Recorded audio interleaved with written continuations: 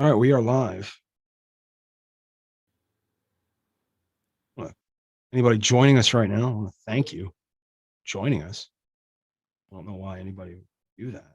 But all right, send out some text messages. I was hoping to pick some up. We got 115 views on that little on the reel that I put up. Oh, really? Yeah.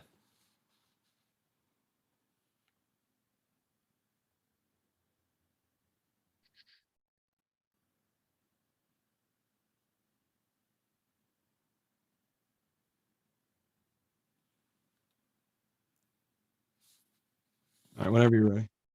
All right. This week on the Media Virus Podcast, as GOP politicians angle to allow the U.S. to default and not pay the military or Social Security, decrying the need to cut spending, Ted Cruz wants an investigation into the advertising practices of Anheuser-Busch. Man sees ducks are fucked, so he stops to help and make their day not suck, but he ran out of luck and he got fucked. We also hear that no harm came to the ducks. Congresswoman Marjorie Taylor Greene, who is staunchly opposed to drag queens, and drag shows, is defending her boyfriend's cross-dressing, saying the left is stupid. All this, more news. Staff writer Bill takes on AI again. Stanley brings us more Just the Tips, and we visit Maddie's TikTok Nonsense Corner on this 133rd episode of the Media Virus Podcast. It's the Media Virus Podcast.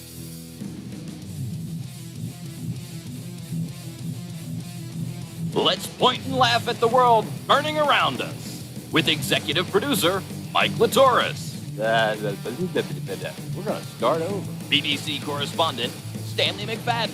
Makes me tingly in an unfamiliar way. Grease Monkey Pete. Damn, Big Daddy. Here's the thing about the Media Virus Podcast. It's really well done. And now, spreading the sage nihilism of an aged Gen Xer, your host and mine, the star of our show, the incomparable Maddie Rockdeath.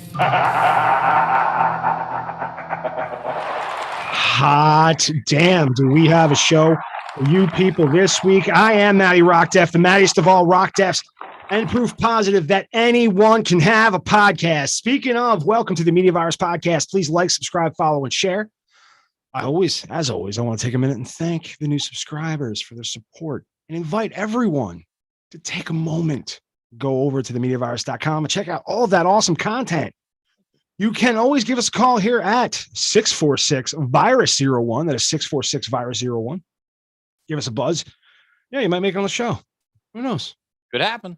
It could happen. Stranger things have happened. You guys know I talk a lot about my parents on the show, and part of that's because, they're a major part of my life. I love them. I love them very much. But you're originally from your dad's balls. It's true. It is true. I also want to explain to society the people that raised me. And don't get me wrong, like I love them very much, but nurturing was not a priority. But anyway, just to give you an idea, my father hasn't been doing so well. And apparently the new doctor that thinks that it's good for leukemia patients to show symptoms before administering more chemo, which doesn't make sense to me. Let's let the chemo win. Let's let the leukemia win for a little bit. And then we'll treat it, which really kind of confused me. Right. But I'm not in control. And apparently, arguing with doctors is harder than it thinks. But you would think, I don't understand why a 92-year-old man has to be held hostage until his symptoms of leukemia come back. But so I've been kind of in my head about that. And really, like, the only people that you can love more than your parents would be your children, right? And stands to reason. I think I had a moment this afternoon where I think I understand a lot of the little disappointments. I've bestowed many of large disappointment upon my father. Right. and I've never really experienced that with my son. My son has never disappointed me in a major. He is a upstanding young man. I love him very, very much. Yeah. And so we, but I understood a little bit more about my dad because my son called me and I missed the call, and I got a text message that said, "Hey, Pop, have you gone to lunch yet?" Now, he lives near where I work. Mhm. So I made the assumption before calling him back that he actually wanted to take me to lunch. Now, Right. I don't right. know where I got this idea from. I know my kids very well. I raised them. They're just like me, right? But somehow, so I called him back and he says, "Hey, I just got a package delivered and they left it on my front stoop. Can you run to the house and drag it inside?" And when I asked him what it was, he said, "A kayak." And he's like, "Oh no, don't worry. It's a foldable kayak. It's in a box Right. and it's not that heavy." Now, I'm not a strong man anymore. I keep explaining this. Like, I used to be a very strong man. I'm not.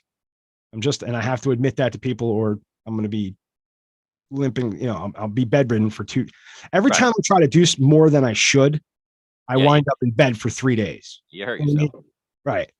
But don't worry, it's a foldable kayak. And so I realized, as I was explaining to my son that I thought he was calling me to take me out to lunch, you know, Right.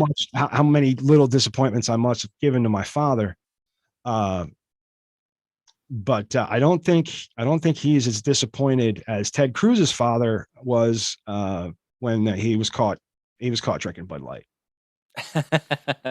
Well, I'm not sure that's exactly it, but Oh, what I did find uh, on Teddy, he he wants to launch a probe into Anheuser Busch, one of the world's largest beverage companies. The investigation comes. What's going on? hang on. I just You know you're on screen, right? yeah. Okay. All right, As hang long as you, on. This should have been faster. Oh, here we go.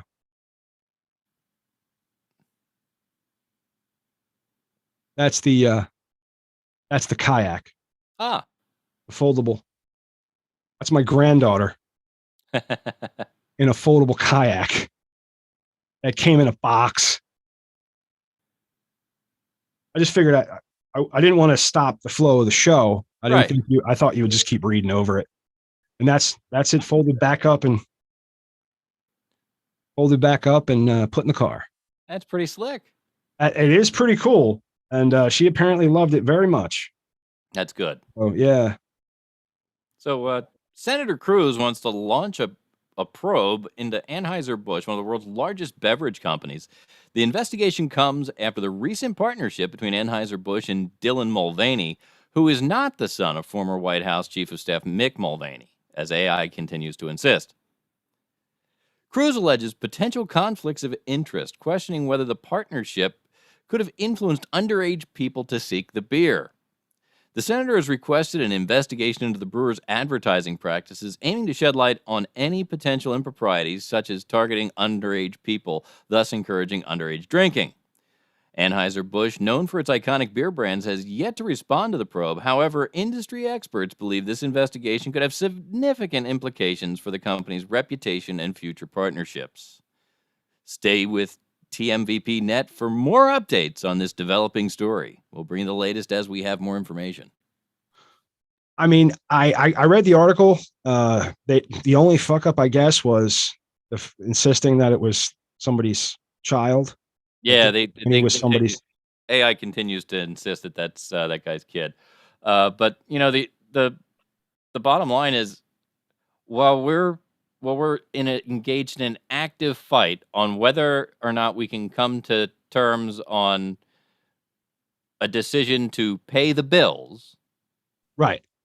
and what bills should be paid and where the money should go, it's okay to look at whether or not Anheuser-Busch is trying to encourage younger people to drink its beer instead of paying Well, the military and and people on Social Security who have in fact paid that money in with the expectation of receiving it back when they're old. Well, when they paid that money, see, the problem is you expect the government to make good decisions with your money, and they don't. Social Security is the biggest fucking Ponzi scheme there is. I agree. Okay, But and the deal is, I pay in, you no, pay I get out. it. Right. No, I get that. But it's that fight's going on, and there's nothing that he can do as an individual about that fight. So that doesn't mean the rest of the government's duties doesn't stop. I see his point. I see what he's saying. Anheuser-Busch is trying to cater to a younger, if you consider underage drinking a big problem, and I don't know if it is anymore or not. I know that, I was always told it was a problem when I was underage, and I didn't have a problem with it. I could get alcohol anywhere I wanted. Yeah. You know what I mean? I've gone into my little issues with alcohol. I know who I am. That started real early. But and maybe, maybe just not advertising. I see the point he's making. You're saying the timing sucks. Yeah, I'm saying. You're saying there's more important fights to be had, and I agree. Yes. If you want to throw money at something, it better be goddamn important right now. That's a good point. Right now. Yeah, sure. But if we're not fighting over whether we're going to pay the people who protect us and the people who have paid in with the expectation of having that money back someday, if we're not fighting over whether or not we're going to do that, maybe then you can jerk off and throw stupid money around. Now's not the time. I mean, I see your point, but the government likes to piss away money non-fucking stop. Not to mention, Cruz is a jack off anyway. Yeah, I don't know. I do. I feel like I feel like that he looks so much like Eddie Munster that I just want to pinch his cheeks. Every time he starts talking, I sort of go, it's so cute. I don't know. I was going to try to say something funny, but you guys are way too serious. No, go ahead. I was going to say, let's look at this real simply. Cruz wants to, and I use it in my air quotes, launch a probe into Dylan Mulvaney. All right. That's a good point, Pete. That's what I took away from it. I was like, wait a minute. Pete sees this for what it is. Cruz wants to launch his probe into Dylan Mulvaney. It's like, I'm trying to find the right analogy. I guess he's the backfield. Like somebody, or the outfield. Somebody hit that so hard, the probe into that you and I just like, oh fuck, that's huge. And then Pete's there's like, I'll catch it. Made the joke, guys. You're welcome. Look at that. Good job, Pete. Saved us at the bottom there. Well, and that brings us to the Duckman who got fucked. Oh man, now you're gonna make me cry. Yeah, in tragic news, all emotional about this. In tragic news, a California man lost his life while attempting to assist a family of ducks to safely cross the road. The incident occurred when a car struck and fatally injured the Good Samaritan. The man's selfless act of kindness was turned fatal, serving as a somber reminder of the unpredictable dangers of our roads. The community mourns the loss of this brave individual who paid the ultimate price for helping others. I guarantee you this is going to come back to bite me, but if something can't make it across the fucking street, can't make it across the fucking street. You understand what I'm saying? My wife slowed down for a squirrel the other day. I was like, what in the fuck are you doing? I hope her answer was, well, baby, we're not going to eat that one, so I figured I'd let him go this time. No, because I would have had to pull over and make love to her at that point if she'd have said that. And then go kill the squirrel with your bare hands. Rip its head off. Did you read the whole article, Mike? I did. Oh my God, it says they're not going to charge the 17-year-old with anything. And I'm guessing that, like, they Because don't there's wanna not supposed to traumatize- be a dipshit in the fucking street there. You think the ducks were crossing at a fucking crosswalk? No, I they were not. They I were feel not like maybe crossing they at a- were looking. They were looking out for the 17-year-old's future. Like, can you imagine being like a 17-year-old? No, You know, dude, and she has to having walk explain around to with your that friends fucking why guilt. why they took your license. I hit some dude, like picking up ducks. Some I jackass totally- trying to help fucking ducks. You know what ducks do? Shit everywhere. That's it.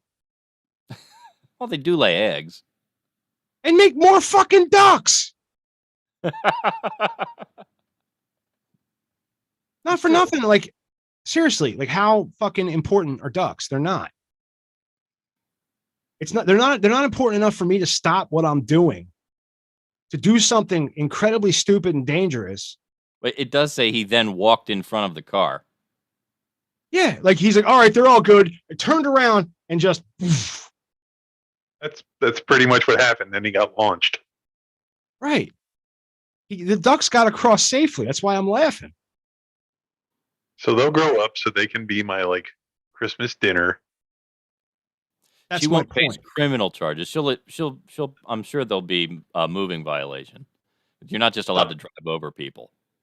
Well, she stopped and waited. I read the article. She stopped. Right. He walked right out in front of her. There was nothing she could have fucking done. Right. Right. So, and she stopped. She waited for the police to come. She did everything right. She knew what to do. Of course, she was, a little pale. Fresh out of driver's ed. Right. Can you imagine it like abbreviated on like a report of what happened? And let's say they make a typo and it's like, DK SKR instead of Dick Shaver, Duck Shaver.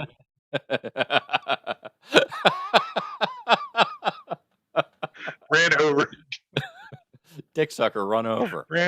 Duck Shaver, but like misspelled. Did we get through? Did we get through that story? I We hope did. so. We did. Sorry. All the way. Which brings us to a story about an asshole. We just did Marjorie that. Taylor Greene. I don't care who you are. If you don't think Marjorie Taylor Greene's an asshole, you might be an asshole too. Who's Marjorie Taylor Greene? Was that the lady that used to be on Full House that paid that paid somebody to? No, that was Lori Loughlin. Marjorie Taylor Greene is a congresswoman, and she is in fact a Republican. That doesn't make her an asshole.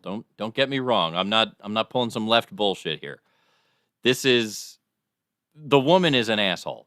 She comes up with the most ridiculous reasons to rail on something as a Republican, and won't back down an inch. And like she's hung up on things that are just patently not true and off the wall, but she's very, very against anything LGBTQ plus or trans. And in recent controversy, Congresswoman Marjorie Taylor Greene finds herself defending her boyfriend after an old drag video resurfaced and went viral. According to reports from the New York Post, the video shows Greene's boyfriend participating in a drag performance several years ago. Not exactly. Is there a such thing as drag kings? Yes. Women that dress up like men and do like that, yes. like an There is. and they perform for other As men. women or men? Well, they perform in general for anybody who will watch. It's a performance. It's performance art, just like drag Performance queen. art. No, I understand that. We've got to Yeah. get some drag kings. Well, we'll have to On the we'll have show. to look around. I'm sure there's. I know of a contact that we have in our arsenal that I might be able to contact. Hey, we've got an early Big Daddy sighting. It's our BBC correspondent, Stanley McFadden, Big Daddy, here at the end of A Block. Something, did your car break down? What's going on, man? No, I didn't feel like going today, so Big Daddy All right. came home for a night. Okay. All right. Well, thanks for Sometimes you jumping. just gotta come It's home. F You know that, what I'm it's saying? F, it's F that shit o'clock. Do you have anything to say about Marjorie Taylor Greene, Ted Cruz, or some asshole that tried to help ducks across the street and get hit by a car? Let's start backwards. Do you think they yelled goose?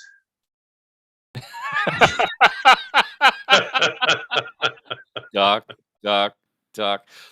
Man. Ted Cruz. I think Ted Cruz should focus more on bringing Mexicans back to Florida and less on Anheuser-Busch.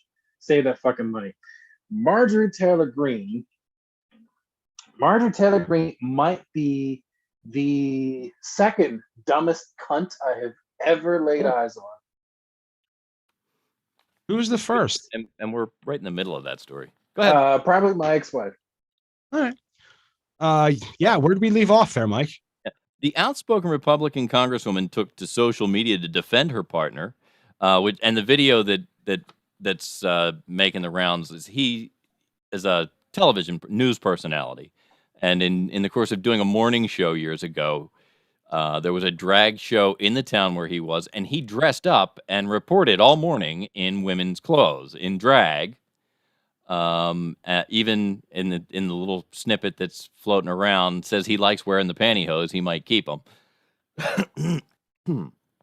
But the outspoken Republican congresswoman took to social media to defend her partner, emphasizing that the video was from a time when they were not in a relationship. Greene denounced the backlash, stating that people should be allowed to explore different expressions of themselves without judgment.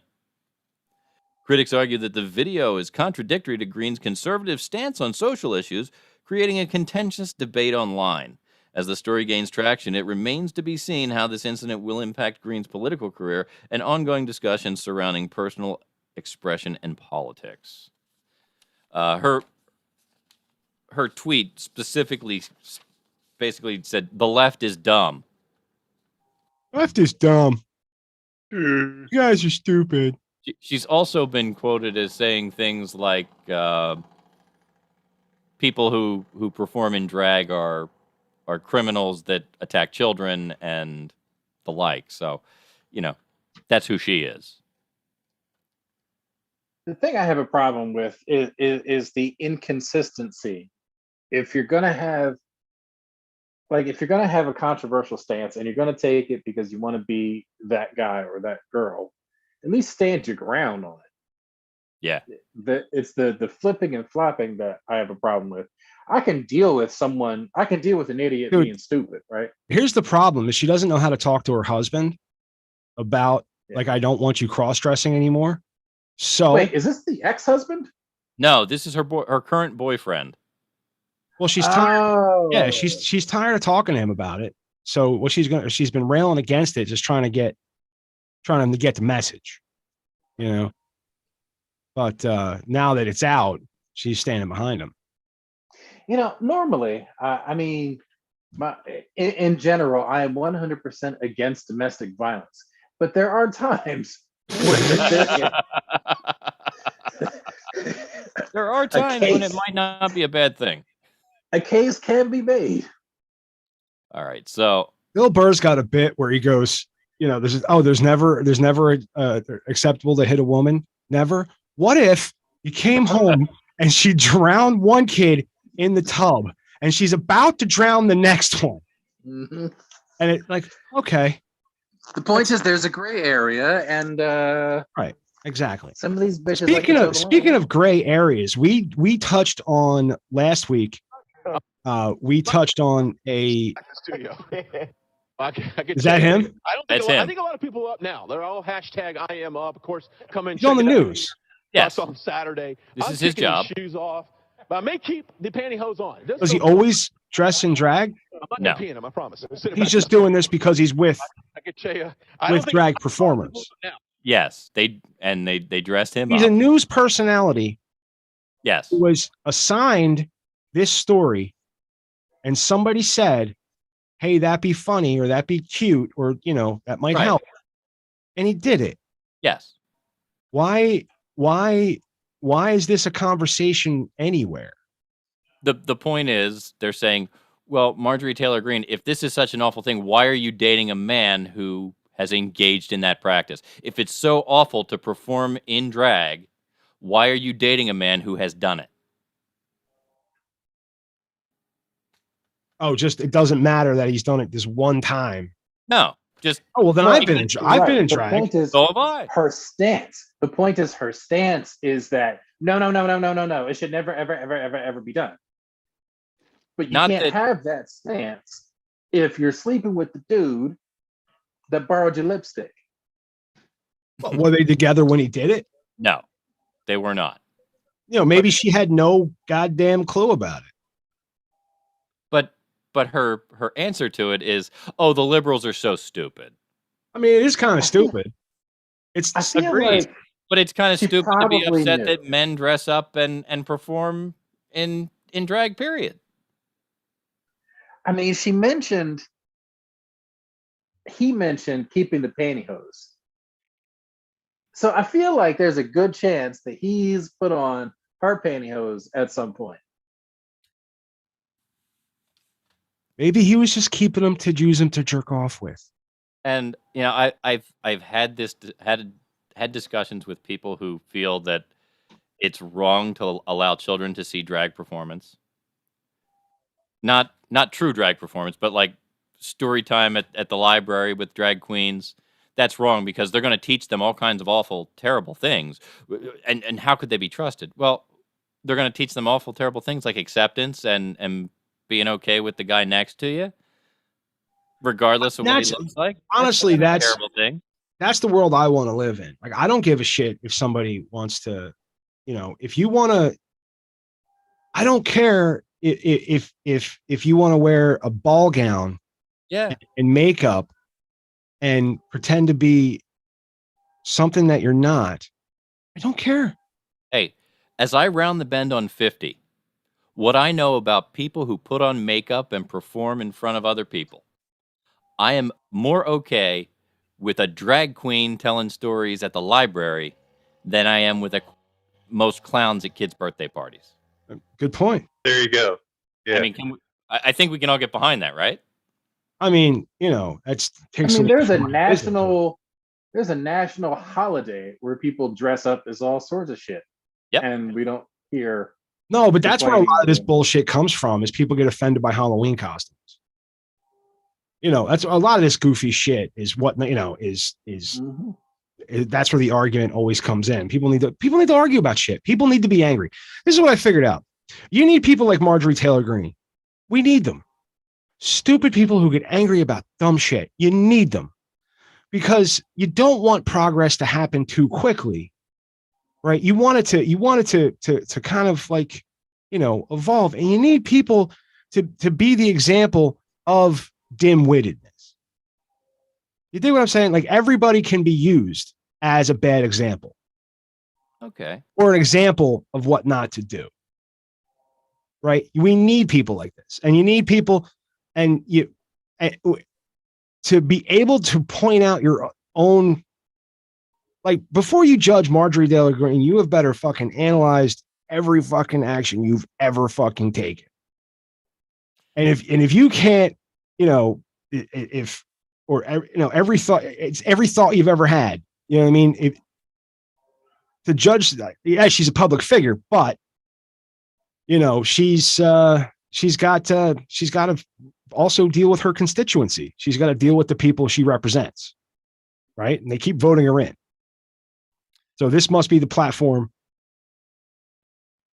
Well, there's a lot of dumb cunts out there, Yeah, I mean, it's and she's the leader. it's disheartening that people look at some things and say, yeah, vote that. That's who I want to represent me when we all have to decide what to do. Maybe it's like, oh, I know that name. I feel like that's mostly, I vote usually, whatever the most chaotic option is my vote. I voted for Biden because it was the most chaotic option. You understand what I'm saying? It's actually a joke. You figure out there's two truths and a lie in there. You figure out which one's the lie. I voted libertarian, if anybody cares. That's just throwing your vote away. I just didn't know the libertarian candidate. Like, I didn't know any of the other candidates. Like, there was so much, you know, you got to, if there's another candidate, you got to go looking for them. Yep. You know what I mean? And you got to really like get to know them because no one's going to introduce you to them. That's right, because And that's the kick in the ass about it. they do everything they can to keep them out of the debates. Well, here's the thing that, if I don't know if anybody remembers what happened to, right before World War II. Part of the reason that Hitler came to power is there was like 6 fucking political parties all fighting each other. You break up the group that much, you're talking a majority of 30%. Yeah. You need 30% of the vote to get into power. Yeah. You don't want 30% of the country running this country on Probably either not. side. No. On either side, right? So that's why. That's one of the main reasons we have really tried to hold on to a 2-party system. Because if it fractures too much, what can take power it could be dangerous.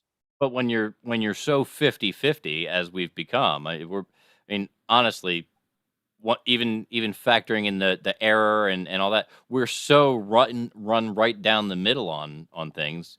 You've got one group that'll vote this way, one group that'll vote that way, and it's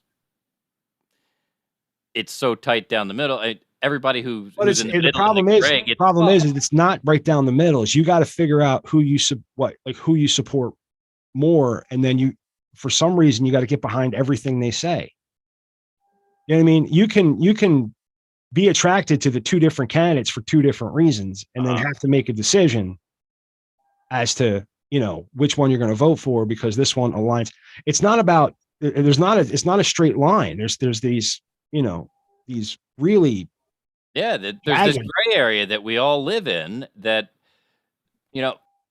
ideally you pick the one that you think is going to do the best, for whatever your reasoning.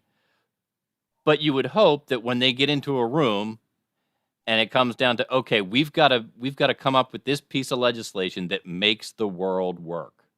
Right. You would hope that there would be enough people that go to the middle of that room and say, okay, look, I can deal with not having this if you guys give us that. What do you think? That's that's what it should be. And somebody on the other side comes and says, hey, I really don't like losing that, but I like getting that. So, I can be cool there. And we do something. Well, the problem is we're not there. Nobody's willing to go to the middle of that room and talk. They all want to stay way out on the fringe and saying, fuck you, it's not my way, it's not any way. Well, that's that purpose of the show. We reach so many people, the many counted people that listen to the show know, that everything's fucked and nothing's real. And that's right. Nothing really matters. Well, there's one thing that matters, and I did want to bring this up because it really pained me today to find out that we've lost Tina Turner at 83. I just heard that. Yeah. I used to do a Tina Turner parody song. Is that so? Yeah. Were you dressed up at the time? No, but it would be like, why's I got to beat on me? Why's I got to smack me around? Why's I got to beat on me?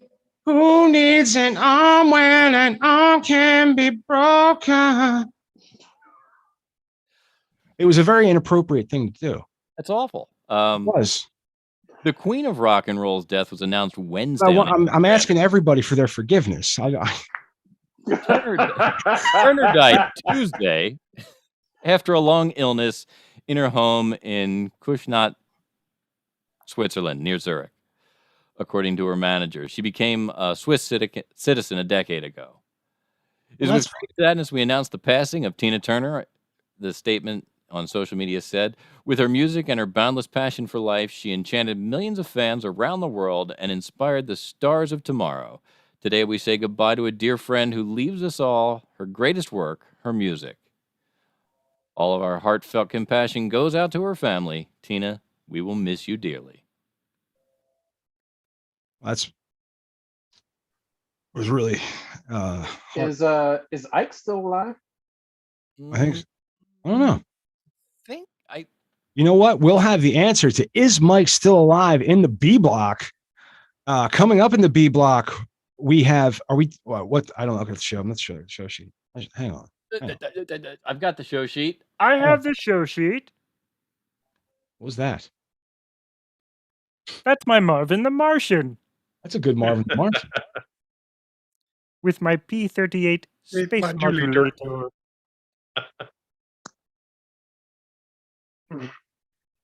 Ooh, in the B block, we'll have more news, Bill versus AI, whatever else we can sneak in. In the C block, we'll move on to Maddie's TikTok Nonsense Corner and Just the Tips, number 41.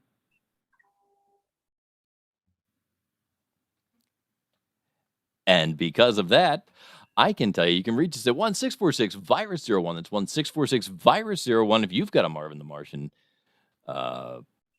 impression or any other character that you'd like to do on the Media Virus podcast. We'll listen to it and tell you. Or if you want to tell me how wrong I was to actually sing the song that I was asking for forgiveness for, you can. Before you ask, I mean, Yeah. it's not like you sang it after you asked forgiveness. Well, no, but that's the point. I'll never sing it again. You know what I mean? Except when it's stuck in my head. Not on the show, anyway. No, not into a microphone. Oh, so ladies and gentlemen, we'll be back right after this.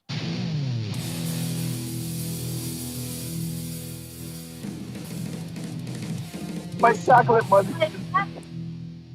Right up my chocolate munchkin, dog. And that is the A block for the week. Fantastic. Uh, Are we clear? Well, we're not recording. We're still broadcasting to YouTube. Okay. So you can say things, just not like your bank card number and your social security number, your home address, stuff like that. it's all recorded on, but it's not like anybody pays attention. No, I looked up if Ike Turner, not Mike. Ike, the second guy on the box of candy. Is he? Oh, you're looking now for the B block. No, he is. I looked it up. Oh, I know the answer. thanks, Pete. You did say we would regale them with the answer in the B block. So That's why I didn't say the answer. all right, It's a little secret for our studio audience. Only the people who actually watch the video are.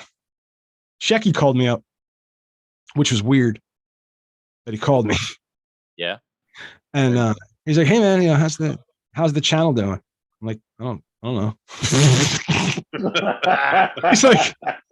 he's like, you're a hell of a businessman. I'm like, dude, if I start paying attention and worrying, oh, we're not getting enough views, or if we are getting a lot of views, you get nervous. Like you just go on and just go on and do it.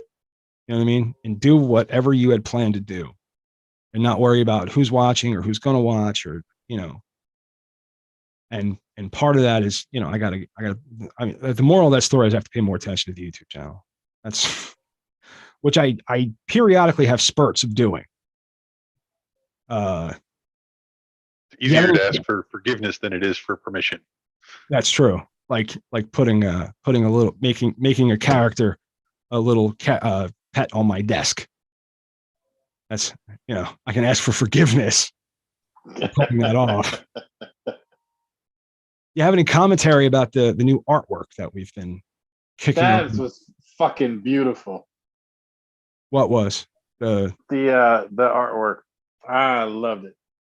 like all of it? You didn't have any particular gripes about any particular thing? Like you like your work? Like what you? I like my look was the shit. Yeah. The Disney pimp turned out pretty cool. That turned out fucking beautiful. I'm making that my goddamn avatar on everything. Like, if I could have drawn myself as a fucking Disney prince, that's how that shit would have turned out. I asked for an African American pimp daddy with a beard in the style of Disney, and that's what came out. That is beautiful. That yeah. As soon as I saw that, like, God damn, that is.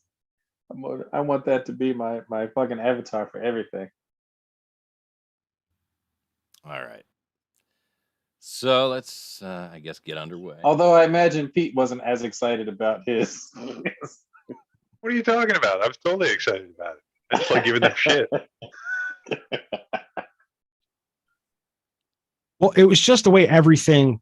Pete's photo was one of the only photos, or the Pete's character was one of the only characters that was a full body character.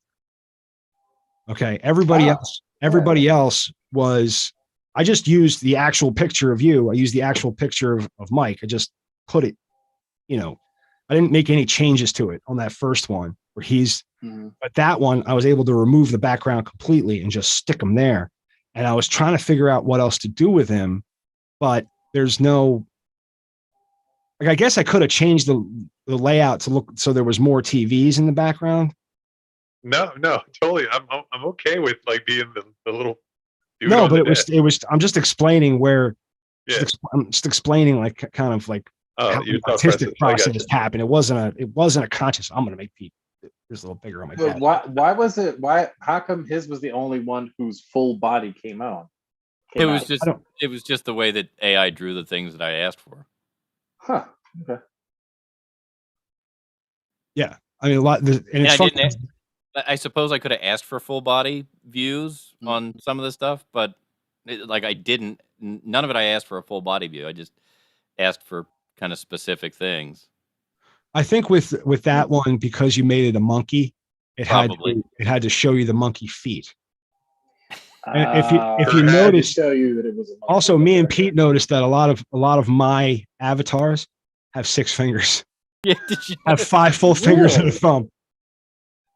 And there's one where they're like all like it looks like somebody braided them. Yeah. Yep. But are we in B Block at the moment?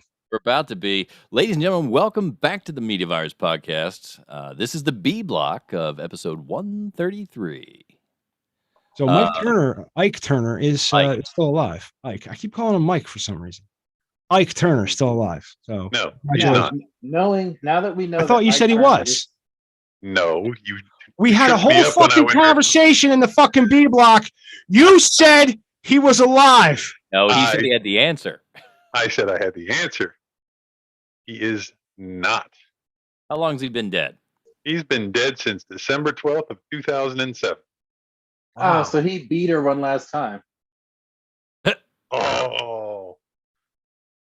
I was going to get that joke in either way. If he died first, I was going to say he beat her to the grave. If he didn't, if he was still alive, I was going to say he was going to go to the funeral, punch him in the face one last time when they lowered the casket. He had a double barrel shotgun just waiting. Whichever one was going to hit its target. Whichever one. It's beautiful. That's how you craft a joke. So what's the we have are we leading off with the more news? More news. All right, let's get to it. A little bit more news. Unlike Ike, who leads off with the jab. Hey yo, Big Daddy coming in strong. In more news, we want to talk about the Teacher of the Year. And in California, a former high school teacher of the year has been arrested for allegedly engaging in a sexual relationship with a 16-year-old boy. Oh, shit. Tracy Vanderhulst, a 38-year-old math teacher. I mean, not for nothing. Isn't Teacher of the Year decided by students? No. Not usually. I thought Teacher of the Year, you can... So Teacher of the Year is nominated by both students and colleagues.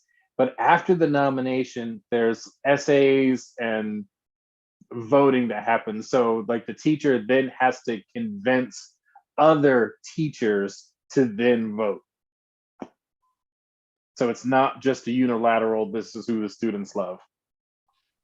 Apparently there's a lot more politics behind it. Yeah. All right, sorry, Mike, go ahead. Tracy Vanderhulst, a 38-year-old math teacher at Yucaipa High School, was taken into custody by San Bernardino County Sheriff's Office. Authorities suspect there may be additional victims involved. Vanderhulst was apprehended on Thursday night and faces charges of unlawful sexual intercourse with a minor. She's being held on $30,000 bail, and it has not been confirmed whether the minor was a student at the same high school. The school initially praised Vanderhulst, emphasizing her dedication to her students and the challenging mathematics curriculum she offered. However, a tweet commending her has since been deleted. It's funny. She's a math teacher. You'd figure she would be able to figure out just how old these kids are before she bangs them. 22 years is the difference between how old you are and how old this kid is. Now, do you think she calculated 16 or 69? Hey-yo! Wait, hold on. I got another one. So she majored in math, but apparently she minored in chemistry. Ooh. Wait, there's another one. I think that's the other way around. If she was charged with majored in unlawful, she was charged with unlawful sex with a minor. Does that mean there is a lawful sex with a minor?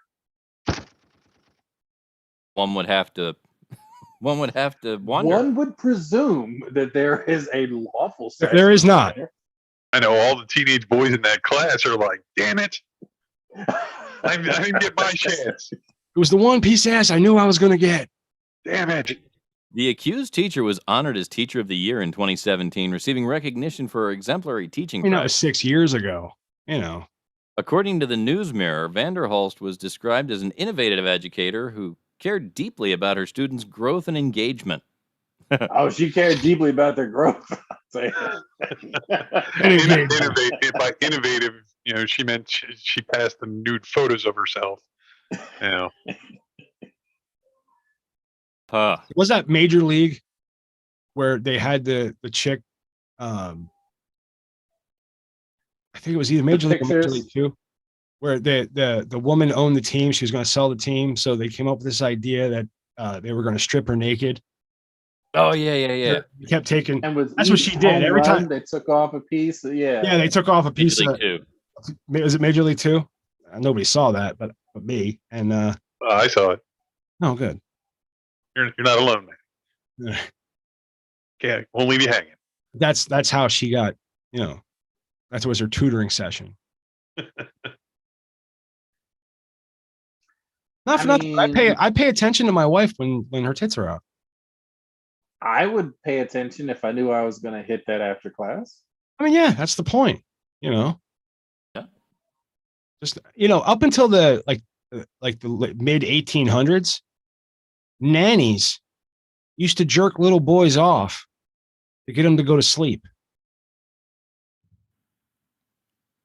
That was like a thing. That was a thing nannies did. Right? You're born too late, baby. I was about to say, I wish I was born sooner, but if I was born sooner, I'd be in a plantation somewhere. So, Wow. All right. Maybe a bad example. Whoops. So we were born too late for white privilege, is what you're saying? Oh. Right. You know what? You don't have to put racist shit in my mouth. It comes out quite naturally. So there's 60,000 pounds of missing chemicals, guys. What do you think? Oh man, that is a scary proposition. A concerning development. Authorities have reported the loss of a massive rail shipment carrying approximately 30 tons of explosive chemicals. Disturbing reports have emerged regarding the significant rail incident that occurred earlier this week. Federal officials confirmed that a shipment containing an estimated 30 tons of explosive chemicals has gone missing. Not for nothing, but I'm surprised that AI hasn't written this in a more positive spin. Like, remember when we were talking about radioactive roads? Yeah, there's a couple more paragraphs. Okay, maybe they'll try to sell us the fact that explosives are missing is a good thing. Sorry, go ahead. Authorities are currently investigating the incident and have not ruled out the possibility of foul play or theft. Specialized teams are combing through extensive surveillance footage along the rail route to identify any clues regarding the whereabouts of the missing cargo. Concerns are mounting as the explosive nature of the chemicals poses significant risk to public safety. Local law enforcement agencies, in coordination with federal authorities, are urging residents and communities along the rail line to exercise caution and report any suspicious activity or unfamiliar items in their vicinity. Additionally, they have advised individuals to stay away from any unattended or unidentified packages, urging the public to prioritize their safety and immediately contact authorities if they encounter anything suspicious. The missing shipment contains hazardous materials that could potentially be used for malicious purposes if they fall into the wrong hands.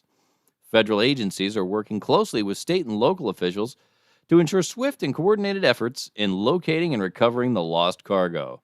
Officials are emphasizing the importance of public cooperation and urging anyone with information related to the incident to come forward. They have been set up with a dedicated hotline for tips and are assuring the public that all reports will be treated confidentially. We will continue to monitor the situation and let you know when they find the chemicals.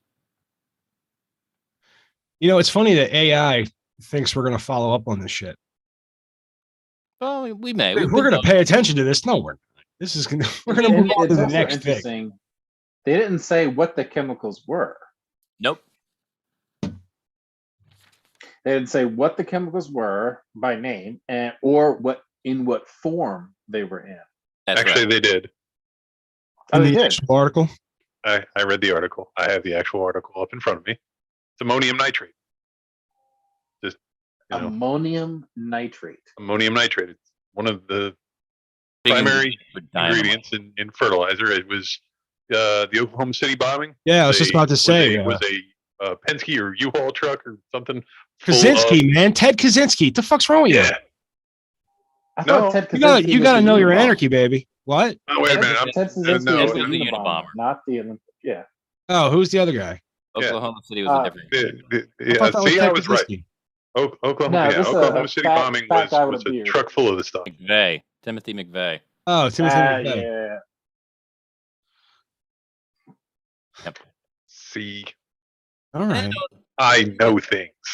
And on a less happy note, in an unfortunate A incident, a man. less happy note than a bunch of missing explosive chemicals.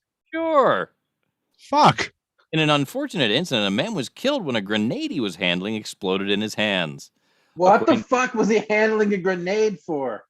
According to the Associated Press, the incident occurred when the victim, whose identity has not been released, was reportedly attempting to disassemble the explosive device. So he was trying to disarm it. Local authorities have confirmed the explosion took place in a residential area, causing significant damage to nearby buildings. Emergency services rushed to the scene and cordoned off Was the he area. qualified to dismantle a grenade? I'm Obviously guessing no. not.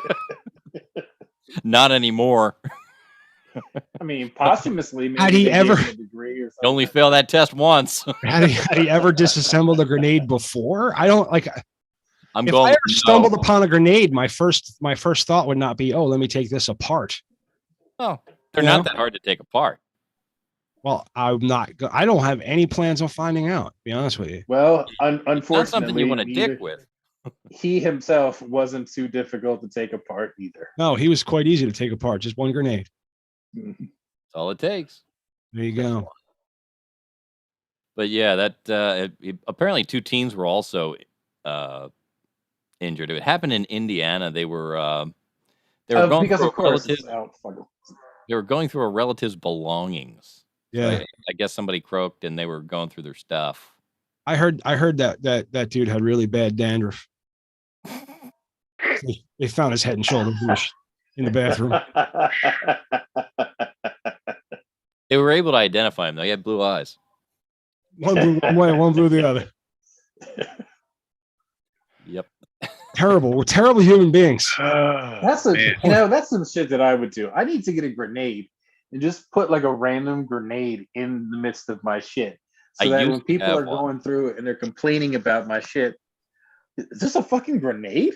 I used to have a dummy pineapple grenade.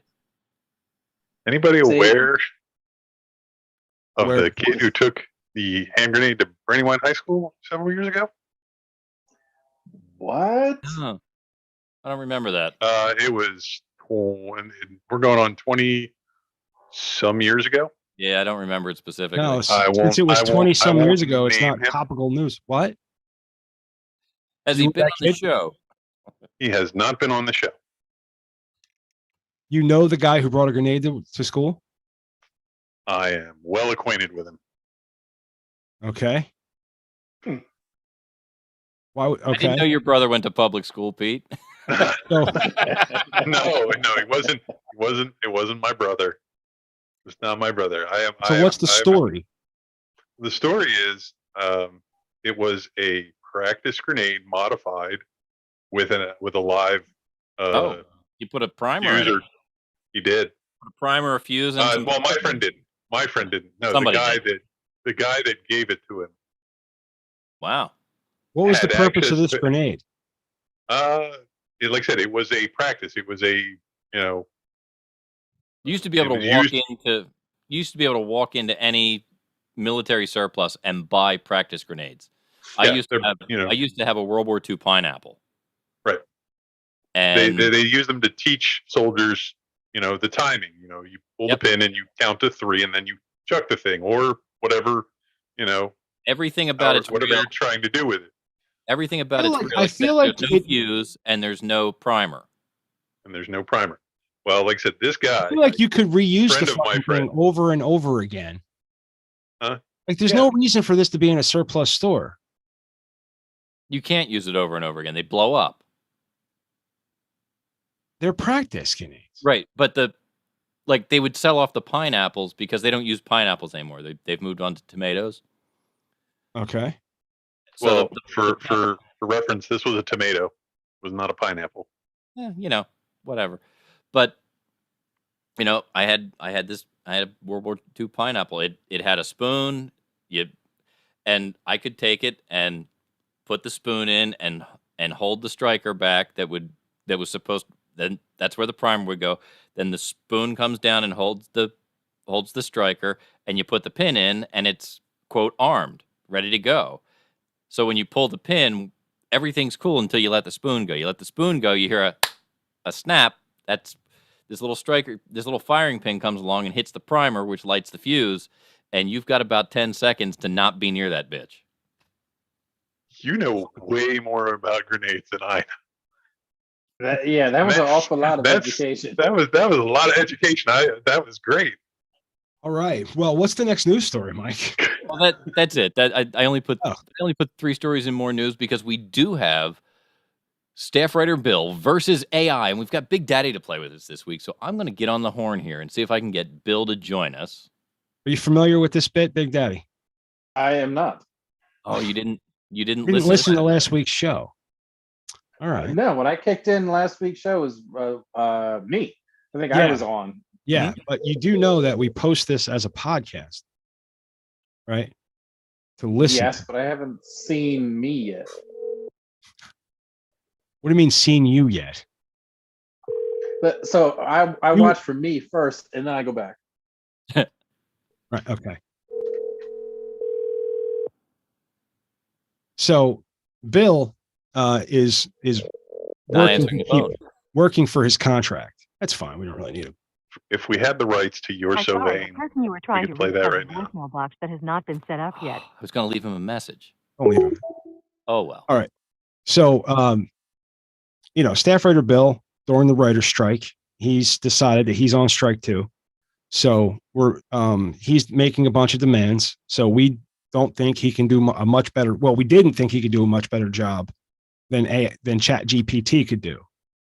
So the challenge is to write better stories. Now, last week he came up with 3 Adam Sandler movies, and he had AI come up with 3 Adam Sandler movies. And Bill's been winning so far. I think I did see this actually. Okay. So Bill's been winning so far. Last week, if anyone hasn't heard last week, go back to last week's B block. That B block was fucking fantastic. It was an hour long. I listened to the whole thing, and it was really, really good. But Staff Writer Bill did pull out the win. There was one we put up 3. There was one that Pete liked AI's version better. So there's two parts of this game. The first part is which one do we like better? He's going to put two up against each other. Which one do we like better? And then we got to try to guess which one was AI and which one was Starfighter Bill. Okay. All right. Are you ready, Mike? I am ready. We also have this prompted in a. Do we have this prompted in a Speechify? They will be read by Okay. by AI voices. Yes. Right. Okay. All right. The first. So this week we went with Seinfeld episodes. So the task was to write 3 treatments for Seinfeld episodes. So AI wrote 3, and Bill wrote 3. Here we go with our first candidate, The Liar's Gambit. Title: The Liar's Gambit Pitch. In this Seinfeld episode, George meets a remarkable woman, Felicia, who happens to be blind. George, feeling insecure, resorts to lying about his life to impress her. However, his lies backfire when Alicia meets Greg, an even more unattractive man with an extraordinary set of lies. The episode revolves around George and Greg engaging in a high-stakes competition, trying to outdo each other with increasingly absurd and outlandish lies, all while risking exposing themselves as liars. Summary: George, excited about meeting Alicia, the woman of his dreams, is troubled by his own insecurities. Determined to impress her, he begins fabricating grandiose tales about his life and achievements. Each lie escalates in magnitude as George tries to outshine his competition. However, George's world crumbles when Alicia unexpectedly introduces Greg, an unattractive man who effortlessly captures her attention with his own set of elaborate lies. Faced with the harsh reality that his lies were no match for Greg's, George finds himself in a desperate battle to regain Alicia's interest. Throughout the episode, George and Greg engage in a clandestine rivalry, competing to win Alicia's heart through a series of increasingly absurd and comical lies. They walk a tightrope, constantly trying to outwit each other without revealing their true nature as habitual liars. Jerry and Elaine are drawn into the chaos, offering dubious advice while trying to navigate the tangled web of deception. As the lies spiral out of control, George and Greg find themselves trapped in intricate dance of deceit.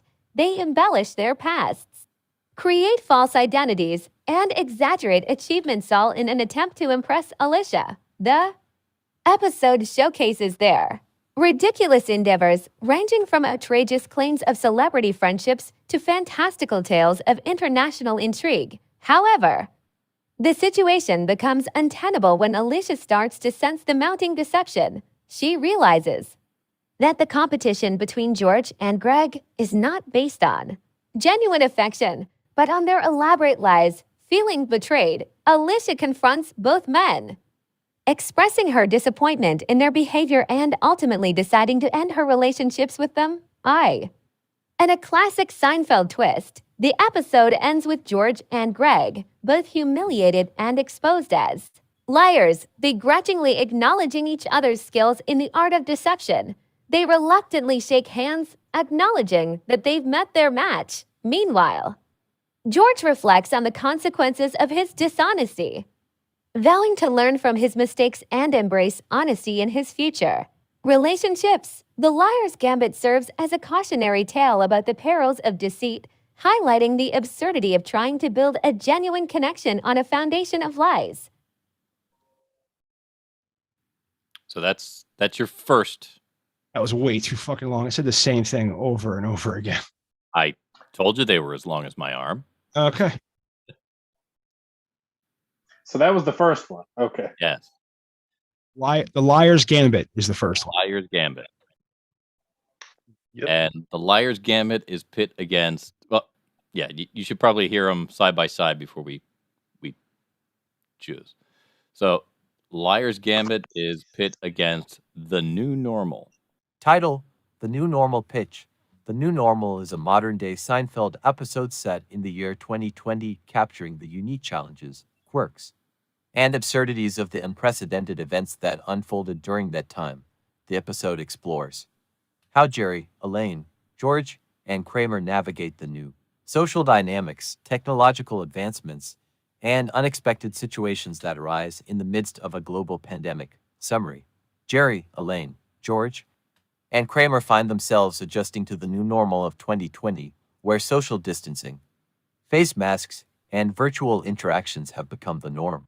Each character faces their own comical struggles and misadventures as they navigate the challenges of living in a pandemic-stricken world. Jerry, known for his germophobia, becomes obsessed with sanitizing everything in sight. His stand-up routines now revolve around the hilarities of Zoom meetings, home workouts, and the sudden obsession with sourdough bread baking. He finds himself in a series of awkward virtual encounters and misunderstandings. Elaine, always in pursuit of love, tries her hand at virtual dating. Leading to a string of amusing and awkward video dates, she becomes entangled in a misunderstanding when her virtual background inadvertently reveals embarrassing secrets about her apartment. Meanwhile, she becomes an unwitting participant in a Zoom work meeting mishap that goes viral. George, now forced to work from home, faces the challenges of remote work and video conferencing. He struggles with blurred lines between his personal and professional life, accidentally sharing embarrassing personal moments with his coworkers. George also becomes obsessed with hoarding toilet paper and engages in elaborate schemes to acquire more, resulting in comedic consequences. Kramer, ever the eccentric, fully embraces the chaos of the pandemic. He becomes an expert in conspiracy theories surrounding the virus, wearing various outlandish homemade masks and developing quirky social distancing techniques. Kramer also takes up unconventional hobbies, such as building a DIY home gym out of household items and experimenting with homemade hand sanitizers. Throughout the episode, the characters grapple with the limitations of virtual interactions and the absence of their usual social outings. They find creative ways to connect while adhering to social distancing guidelines, including outdoor meetups with peculiar physical distancing measures. They also explore the challenges of ordering takeout, navigating contactless deliveries, and adapting to the new normal protocols in their favorite haunts like Monk's Cafe. The new normal captures the essence of Seinfeld's humor within the context of the unique circumstances of 2020. The episode showcases the characters' ability to find comedy in adversity, offering a lighthearted and relatable take on the challenges faced during that extraordinary year. All right. All right, I got my vote. I have both my votes. Okay. Pete, do you know what you Yeah, I have my votes. all right. Okay. All right. Big Daddy. What do you think? I think the first one is the AI, because I don't think Bill knows elaborate, clandestine, intricate, embellished, endeavor, fantastical, and unattainable. I can I'm not disagreeing with you on point or on overall, but I will disagree that Bill uses words like that all the time. Bill's a graduate of the Wharton School of UPenn. Like you've heard him use the word fantastical in a sentence that didn't involve sucking someone's dick. That didn't involve? I don't necessarily. That's interesting that's interesting. You should bring that up, Big Daddy. Because before a couple days ago, Bill was in the chat, and I feel like he thought he was supposed to be writing like a porn parody because he called Kramer. Well, he was trying to. If you look in the chat, you'll see a screenshot of him. He took a picture of what he was trying to get AI to type, and he was trying to get. He was trying. I was so confused as to what that was talking about. He was trying to get George and Kramer to be in a homosexual relationship without telling Jerry. I feel like, but he called, and I said you misspelled Kramer. I also think that that's the better story. I like the Liar's Gambit more so than I like the New Normal. Okay. And I think it was the AI pitch. Okay. Pete, what are your thoughts? Well, I'm with you on that. The AI was the first story, but I like the second one. So I like Bill's story, Really? and I said the second one was Bill's story. So All right. I also absolutely know that the first story was AI. As far as the second story was definitely Bill. And again, he likes to talk a lot before I'm fully functional. Mm-hmm. You understand what I'm saying? Right. So, before you've had your coffee, yeah, type of thing. Well, before I'm kind of like in any kind of mode, I'm usually just bitching about being alive for the first couple hours of life, of the morning. Now, before you've inhaled your breakfast. Yeah, but I did like the new normal better. I thought it was a funnier concept. But one of the ways this is how I figured out it was AI. Very simple. Is George is a liar. George lies all the time.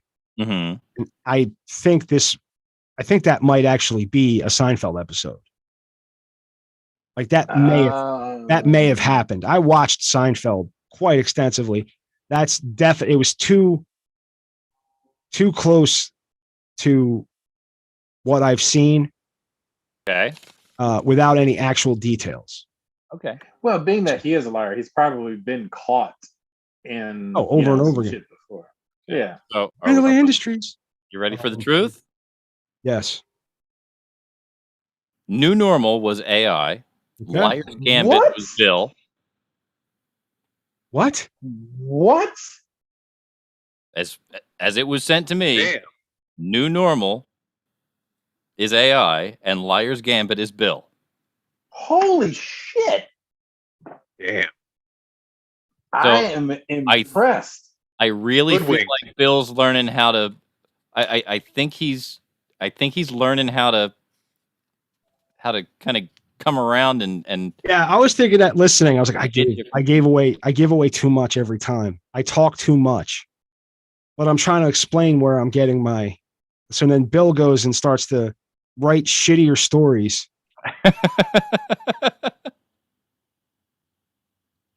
I am genuinely impressed. Yeah. We're impressed with AI, yet disappointed with Bill. All right. Do we have? Is there more, or is there? Yes, I have 2 more sets that we can go through. These are all Seinfeld. They're all Seinfeld episodes. Yeah. All right. That was the assignment this week. Okay. So here we go. You got the scorecard out, right? I'm making notes right now. Yeah, he's keeping score. Yep. He got you all on the whether or not it was That's him. all. Yeah. And that doesn't even matter. We liked AI story better. 2 out of 3. Which got is AI story. Yeah. Not looking good for Billy. All right. So here we go with our second set of I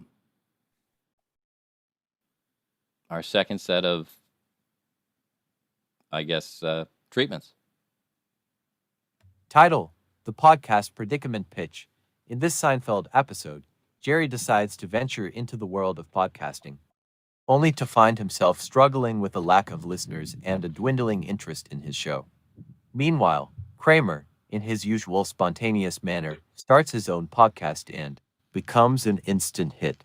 The episode explores the dynamics of fame, success, and the unexpected challenges that arise when Jerry's ego clashes with Kramer's newfound popularity in the podcasting realm. Summary: Jerry, always keen to stay current and explore new avenues for his comedic talent, decides to launch his own podcast, Jerry's Take. He envisions it as a platform for his observational humor and witty banter. However, to Jerry's dismay, his podcast fails to attract a substantial audience. Week after week, he releases episodes to little fanfare, leaving him frustrated and questioning his ability to connect with his audience in the digital age. Meanwhile, Kramer, always up for an adventure, stumbles upon the podcasting phenomenon and decides to create his own show. The Kramer Chronicles, to Jerry's astonishment. Kramer's podcast instantly becomes a sensation. His Unconventional storytelling style and larger-than-life personality captivate listeners, leading to a surge in followers and rave reviews, as Jerry witnesses Kramer's rapid rise to podcasting fame. His own frustrations grow. He becomes envious and starts questioning his own comedic abilities, leading to self-doubt and a strained ego. Jerry's attempts to promote his podcast fall flat, while Kramer's popularity continues to soar. In an effort to salvage his podcast and reclaim his comedic reputation, Jerry seeks advice from Elaine and George. Elaine suggests incorporating guest interviews to attract more listeners, while George recommends exploring controversial topics to generate buzz. Jerry reluctantly follows their advice, but his efforts only lead to more disastrous and cringe-worthy moments. Meanwhile, Kramer's success reaches new heights as his podcast attracts celebrity guests and garners media attention. The stark contrast between Jerry's struggles and Kramer's triumphs intensifies their rivalry. Jerry's frustration reaches a boiling point, and he confronts Kramer about his sudden success, leading to a heated argument and strained relations between the two friends. As the episode progresses, Jerry begins to reflect on the nature of success and the importance of staying true to oneself. With the help of George and Elaine, Jerry rediscovers his comedic voice and decides to revamp his podcast by returning to his signature observational humor. In a surprising turn of events, as Jerry finds his groove and releases a new episode, his podcast starts to gain traction. His loyal fan base appreciates his authenticity and unique perspective, leading to a surge in listenership. Kramer, on the other hand, faces a backlash when his podcast takes a controversial turn, causing a decline in his popularity. In the end, Jerry realizes that genuine success lies in being true to oneself and connecting with an audience that appreciates his style of comedy. The episode concludes with Jerry and Kramer reconciling their differences, each finding their own path in the podcasting world while maintaining their unique friendship. The podcast Predicament explores the modern landscape of digital media, highlighting the challenges and competitive nature of finding success in an oversaturated market. It delves into the complexities of ego, envy, and the importance of staying true to one's artistic integrity amidst the ever-evolving world of entertainment.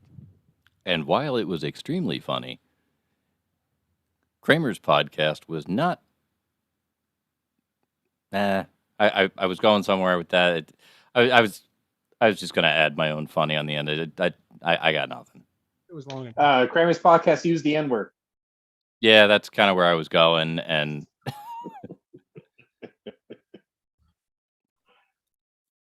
Newman. so that's podcast Predicament, and then All right. here is the next one that's up against it: Kramer's TikTok Tangle.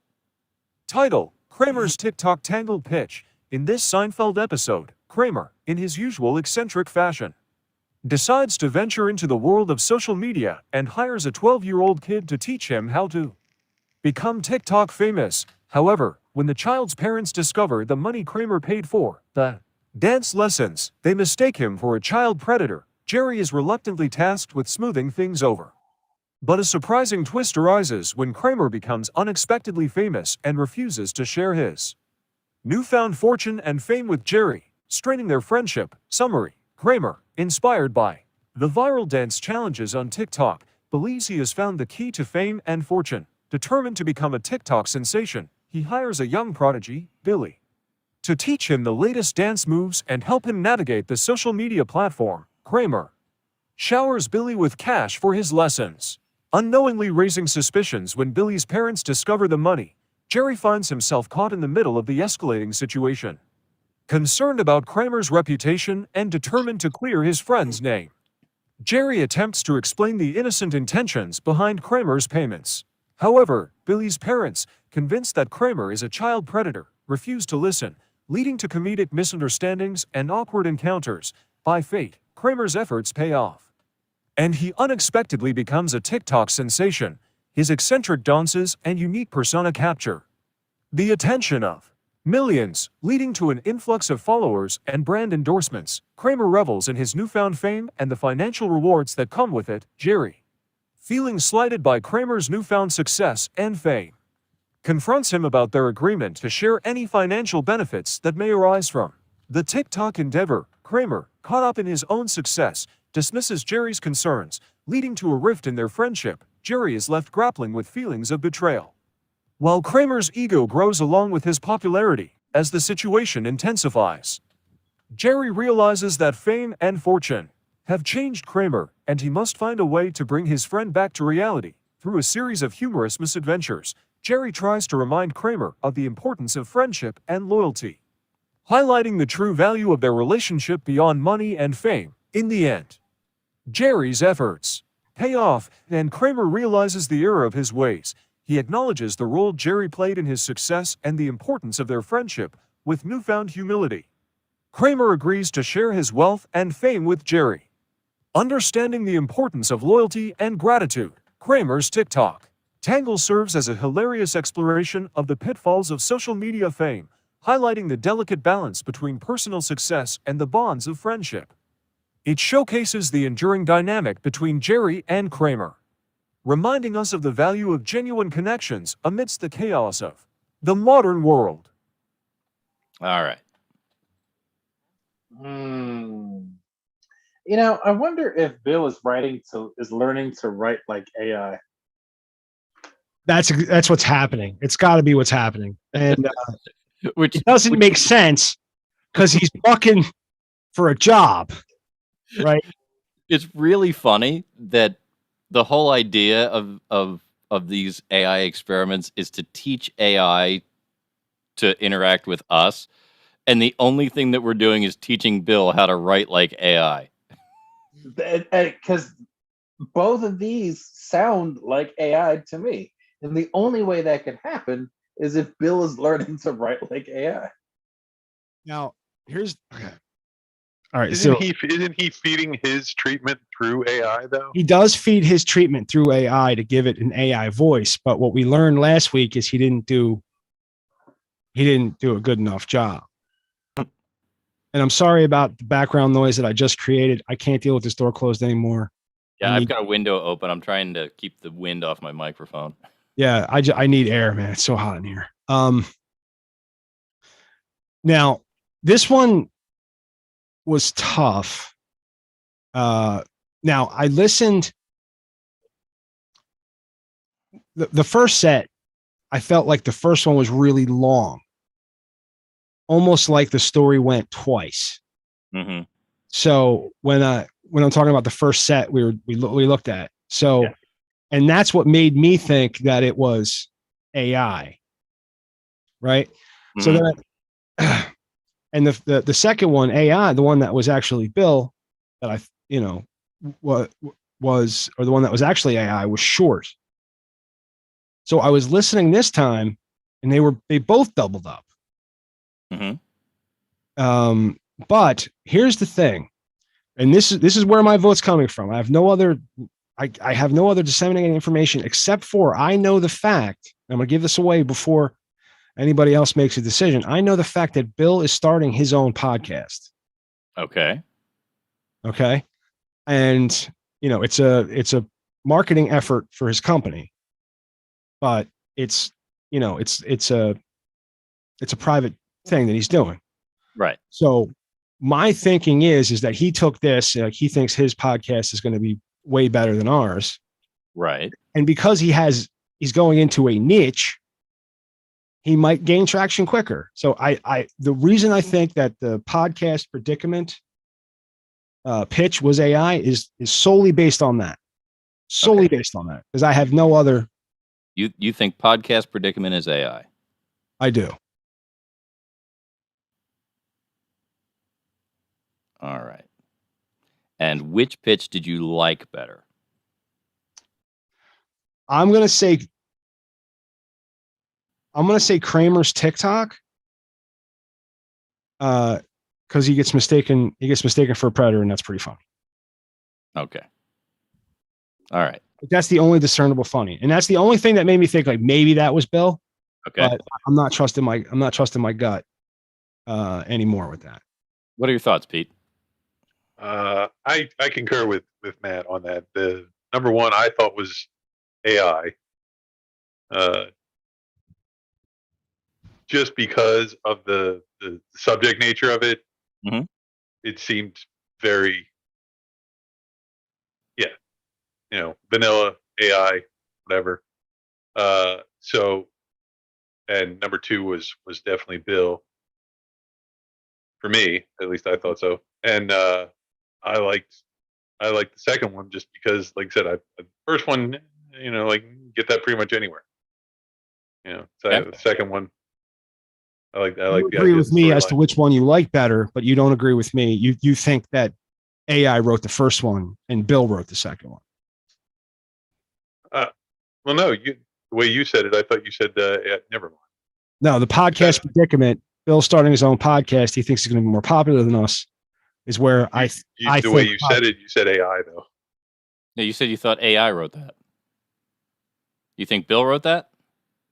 Bill wrote the first one.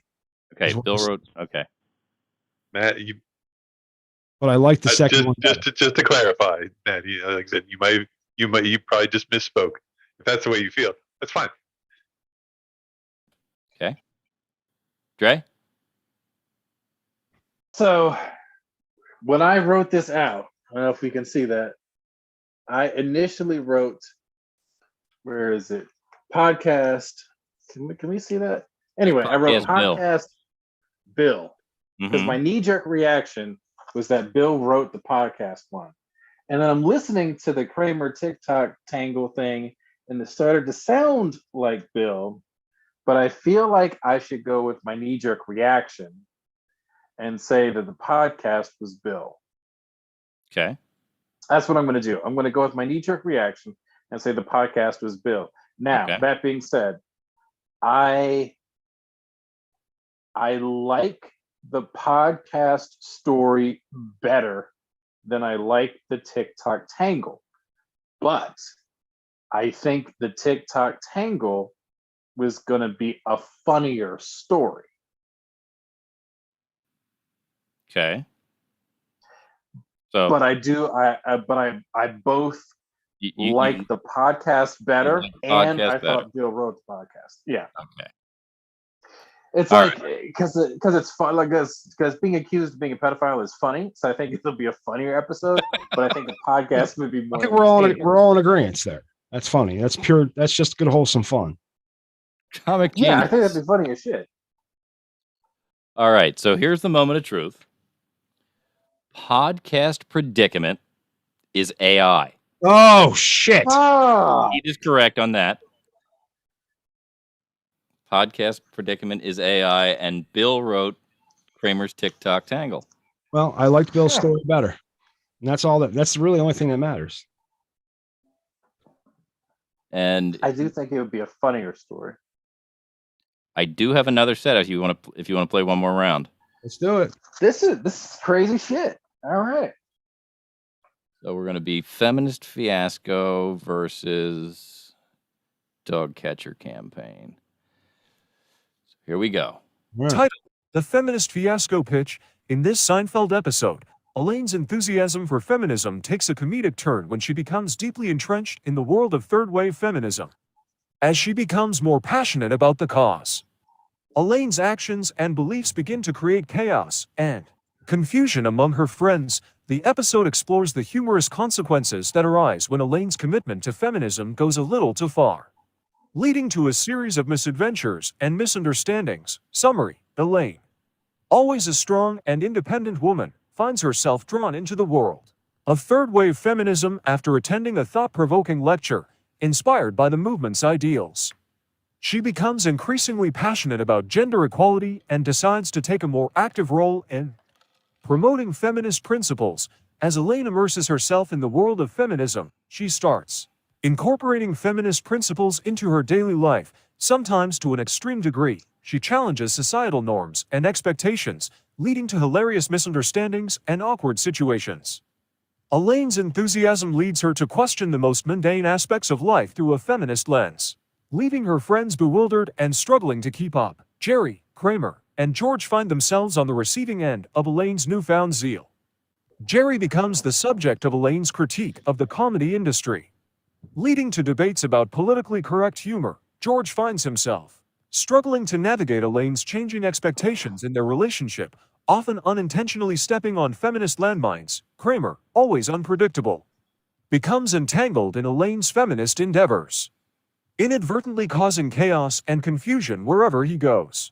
As Elaine's commitment to third-wave feminism intensifies, she becomes involved in various feminist protests and activities, including organizing a controversial march and boycotting certain products and establishments. Her actions often lead to unintended consequences, resulting in humorous misunderstandings and escalating situations. However, as the episode progresses, Elaine begins to realize that her zealous approach to feminism has caused more harm than good.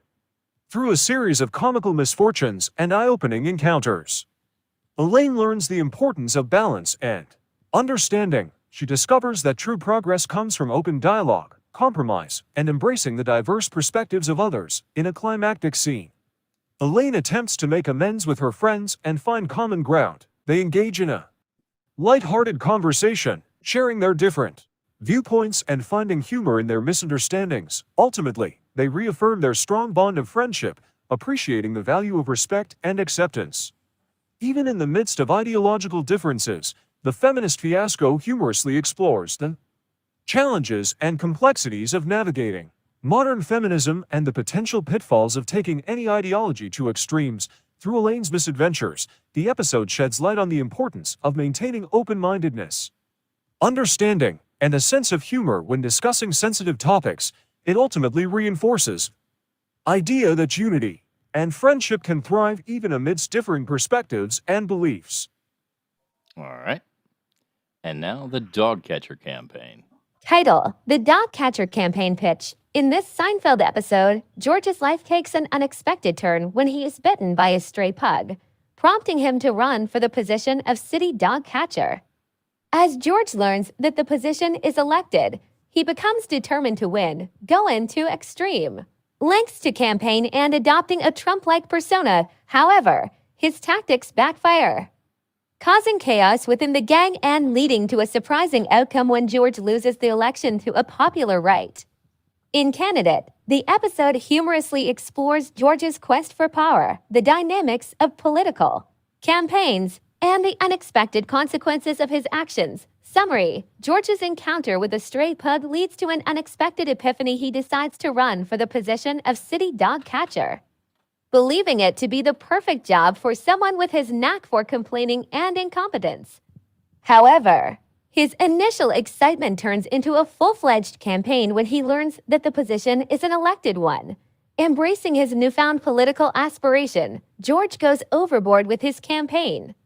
He hires a team of enthusiastic volunteers, designs an elaborate logo, and bombards the city with posters and slogans. George even adopts a Trump-like persona with exaggerated gestures and catchphrases like "Make dogs great again."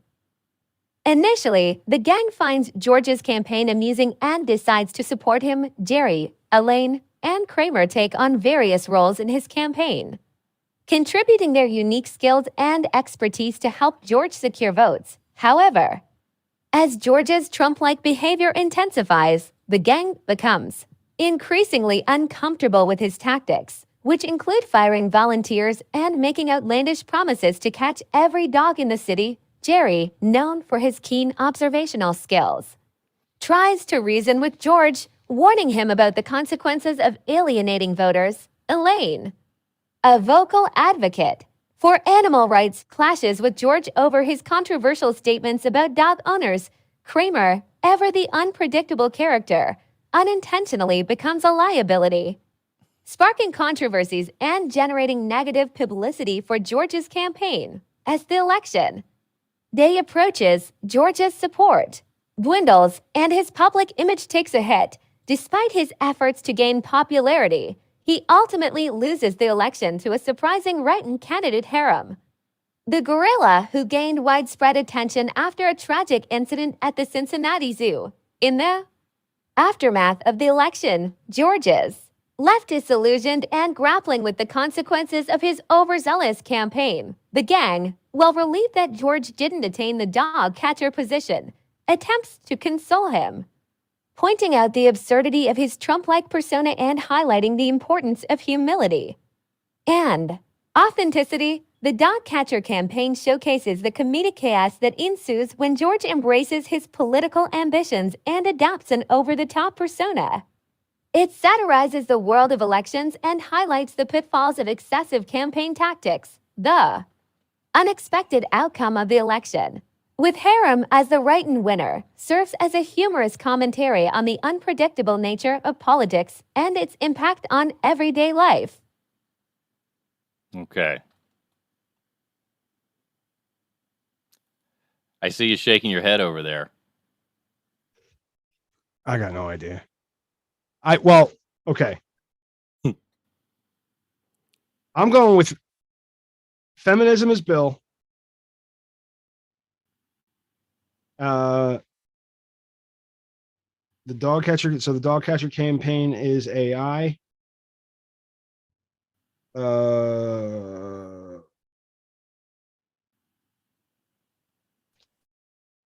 I like feminism a little bit better.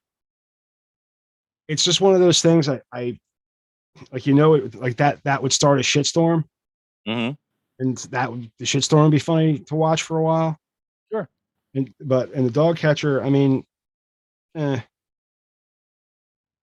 was bland in my opinion. Okay. Big Daddy?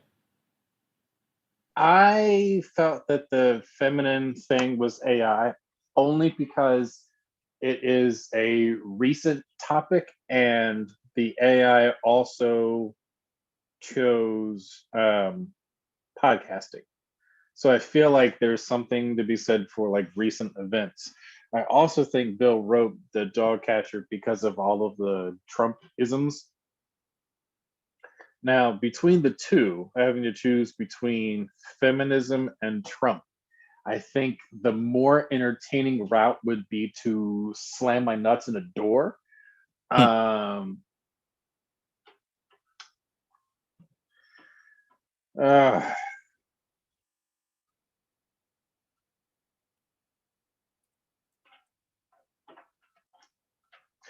49-51. I'll have to go with the feminine as the more entertaining, and I think it was AI. Okay. Pete? I thought number one, feminism was AI. For the same reason Big Daddy did, that sounds more like an AI topic based on what it's been choosing. Mm-hmm.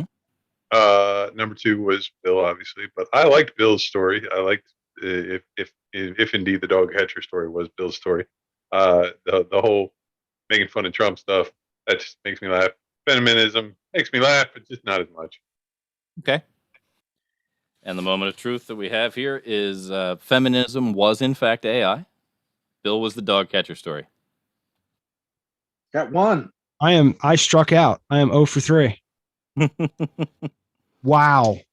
But as far as what we like, which is where we're grading Bill, let's see. We've got one. All my votes were for AI.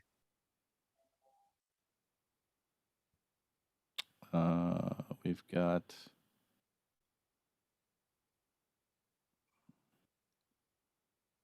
two and one. That's 1, 2, and 1. It's 4 votes for Bill out of a possible 6, I guess. And let's see. Yeah, so it looks like 4 for Bill. And let's see, 2, 3, and 5 votes for AI stories. So it looks like Lost. AI beat Bill this week. EIEIO beat Bill this week. I can't say that I'm surprised. I mean, he had a good showing in the first round. He definitely did. But I think the difference between the first round and the second round was being stuck in the constraint of a world of known characters and, known personalities to where, when he came in with the Adam Sandler bits, they were fresh ideas where was a little, the AI was a little stale. Where we get into these developed characters, there's only so many places you can go. There's only so many places we can go. And, I guess Billy tried to go really vanilla, and AI was, kicking out the hits, in my opinion. So, I don't know how this stands for Billy. Now, we've kicked around the idea of doing it in a style of Rick and Morty. We've kicked around some ideas of, like, I think Married with Children, different, if there's, different TV shows or concepts that you want to bring forth, just give us a call here at 646-VIRUS-01. That is 646-VIRUS-01. Coming up in the C block, we're going to get right into just the tips. We've got Maddie's TikTok nonsense corner. And do we have anything else coming up in C block?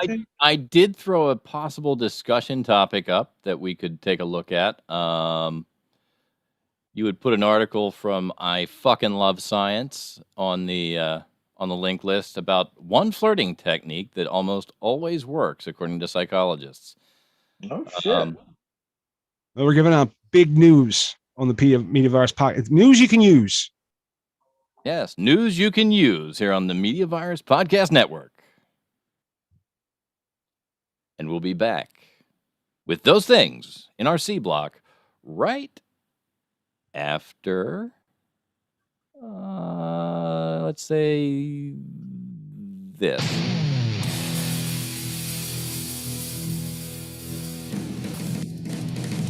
Kill daylight savings time.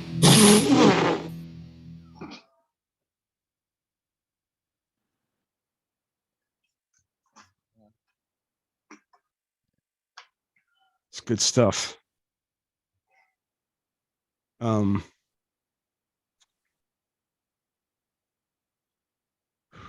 losing steam.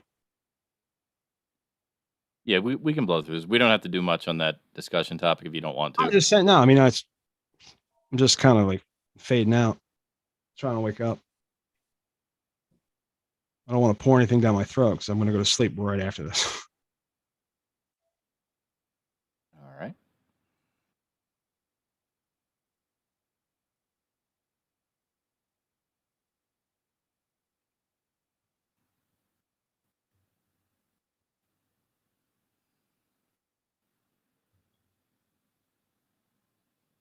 New Audacity window.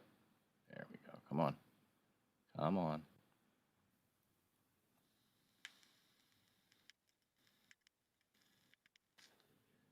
Where'd my new Audacity window go? Ah. Record. Check, check. We have audio.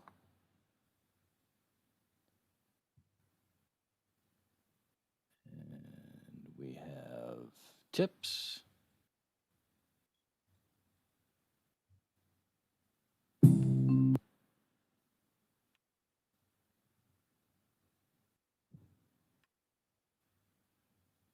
All right, so, and we're back on the Media Virus Podcast.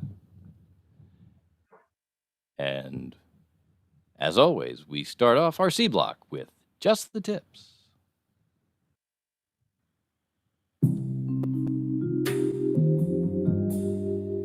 Just the tips with Stanley McFadden.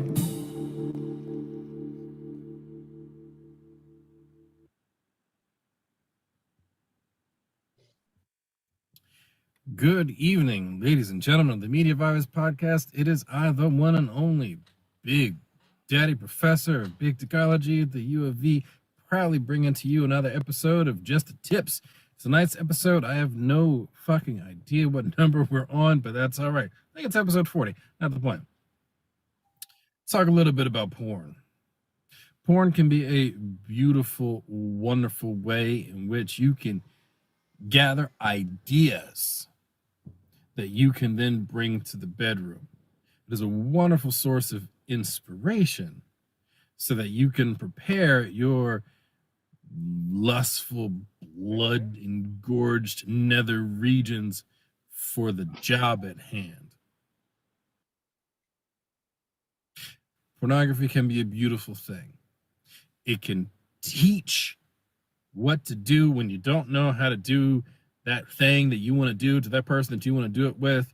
Can't figure out quite how to get into certain sexual positions. You're looking at physical limitations, perhaps. You want to know how best you can do, how you can get into prone bone. That's a bit of a tricky situation to get into, or how to best utilize, say, a pillow under her hips. Pornography can be a wonderful teaching tool. It also comes with its own set of dangers. Understanding that it's not quite real. On the other hand, it's about as real as it can get. But just understand that there are limitations to pornography, that there are expectations that you might be getting from pornography that don't quite apply in real life. For example, you're not going to find every single woman that's going to gargle your nuts like they should. You're not going to find a threesome around the corner. You're not going to get your dick ridden by delivering a pizza to your next door neighbor. There are some unrealistic situations in porn that exist, but you can use it to empower yourself, to broaden your mental horizons, to bring spice into your relationship. You can watch pornographic material with your significant other. Another idea, if you're going, you can watch porn with your significant other and get a feel for the things that your partner wants to see. Hey, I pick one that I want to see, let's watch it. You pick one that you want to watch, and let's watch it. You start to get a feel for the things that are turning your partner on, these things that may bring spice and zest into your relationship, things that perhaps you hadn't thought about before. Is your partner a closet kink? Is there a BDSM kink that you didn't know about? Is there something that your partner wants to try that it just didn't click in your head that this is something that could be done? So there are ways in which we can use porn to our advantage. Don't be like Utah.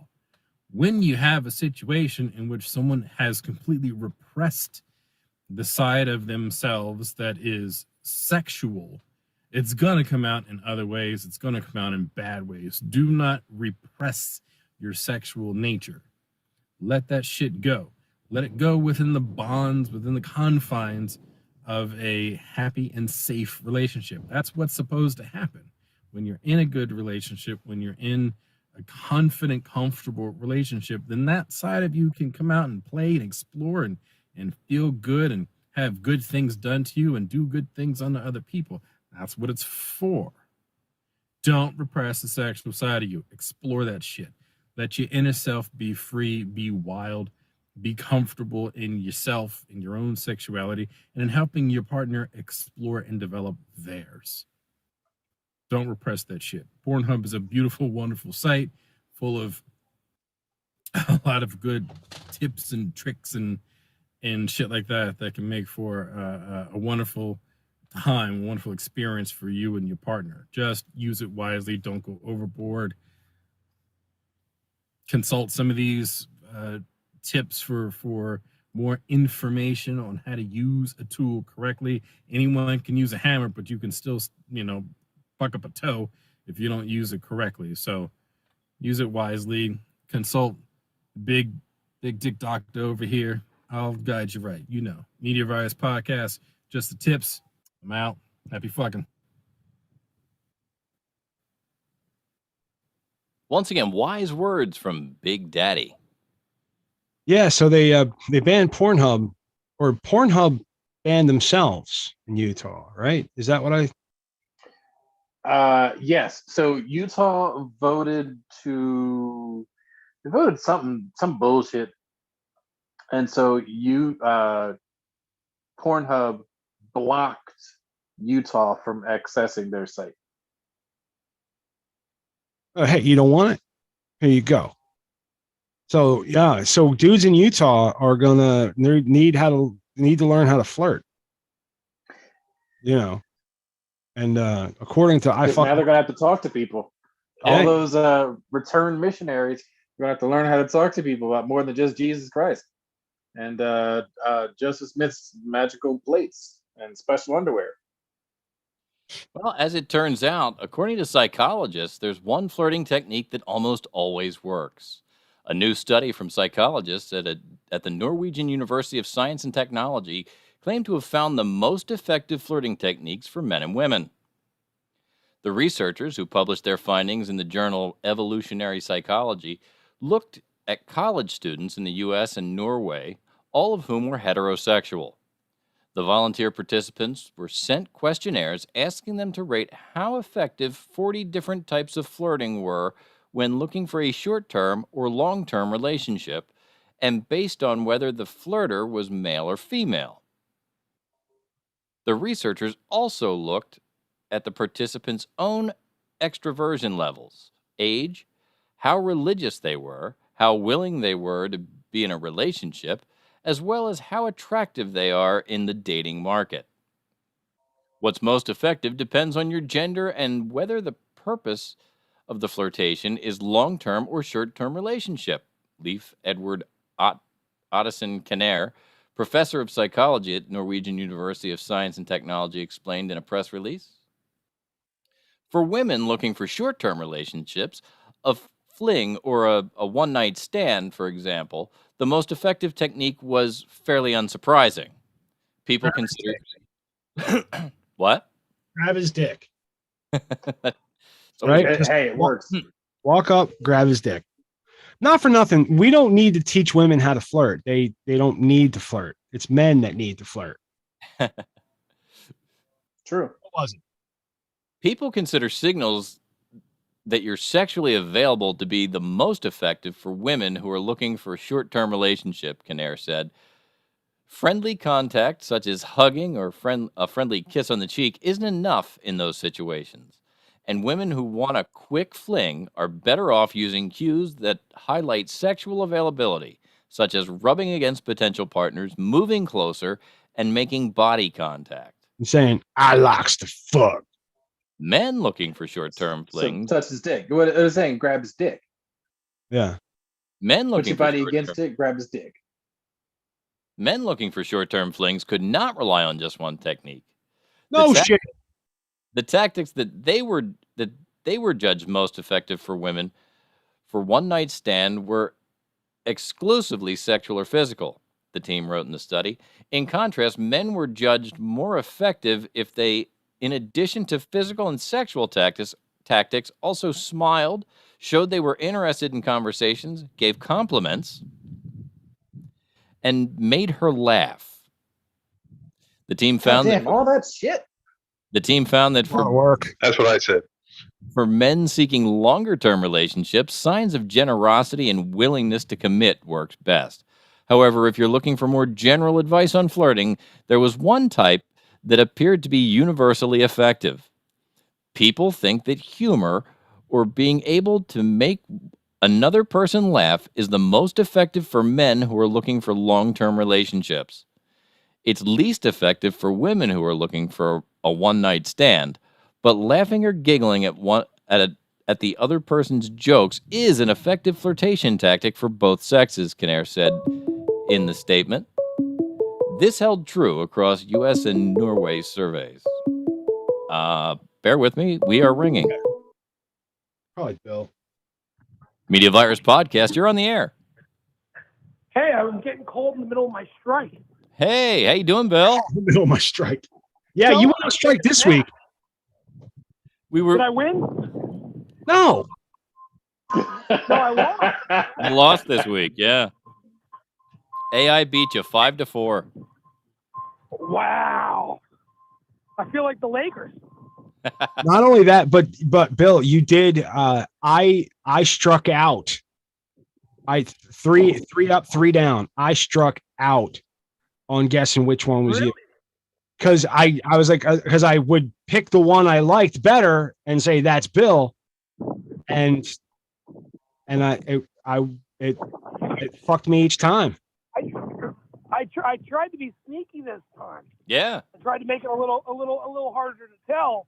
but I still thought I had better ideas than AI did. You may have thought that. However, statistics show differently. So, no, but I mean, it was a great showing. I mean, they were all good ideas. You know, it's just head to head, one up against another.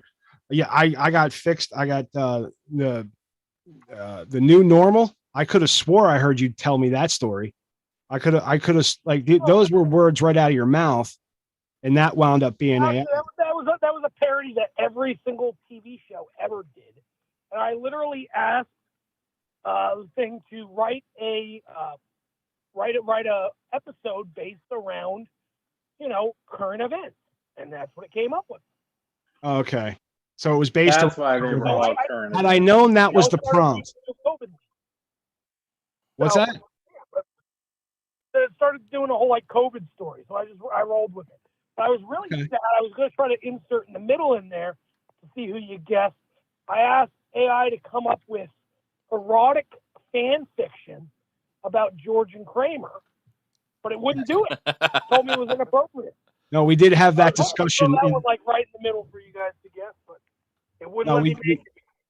We definitely brought that up in the middle of playing the game. Yep. But you know, it's you need a rematch now, Bill. You got to come up with something really good. Hey, One, gonna let me know what the topic is, and you know what's the you know what's the parameters. You know, we did Sandler, we did Seinfeld, and now we got to do something else. I think this the next round should be treatments for game shows to play on the podcast. That's not a bad one. I was going to say South Park, but that's a good one. that is a good one. You know what? One of the things that I think made it difficult this week is because you were set inside a world with developed characters that have personalities, and you kind of had to stick to those parameters. Where last week you were just coming up with Sandler movies, and the ideas, the whole idea, everything was much more fresh. Where the AI was stale. I think here the AI had so much to pull from, giving it Seinfeld.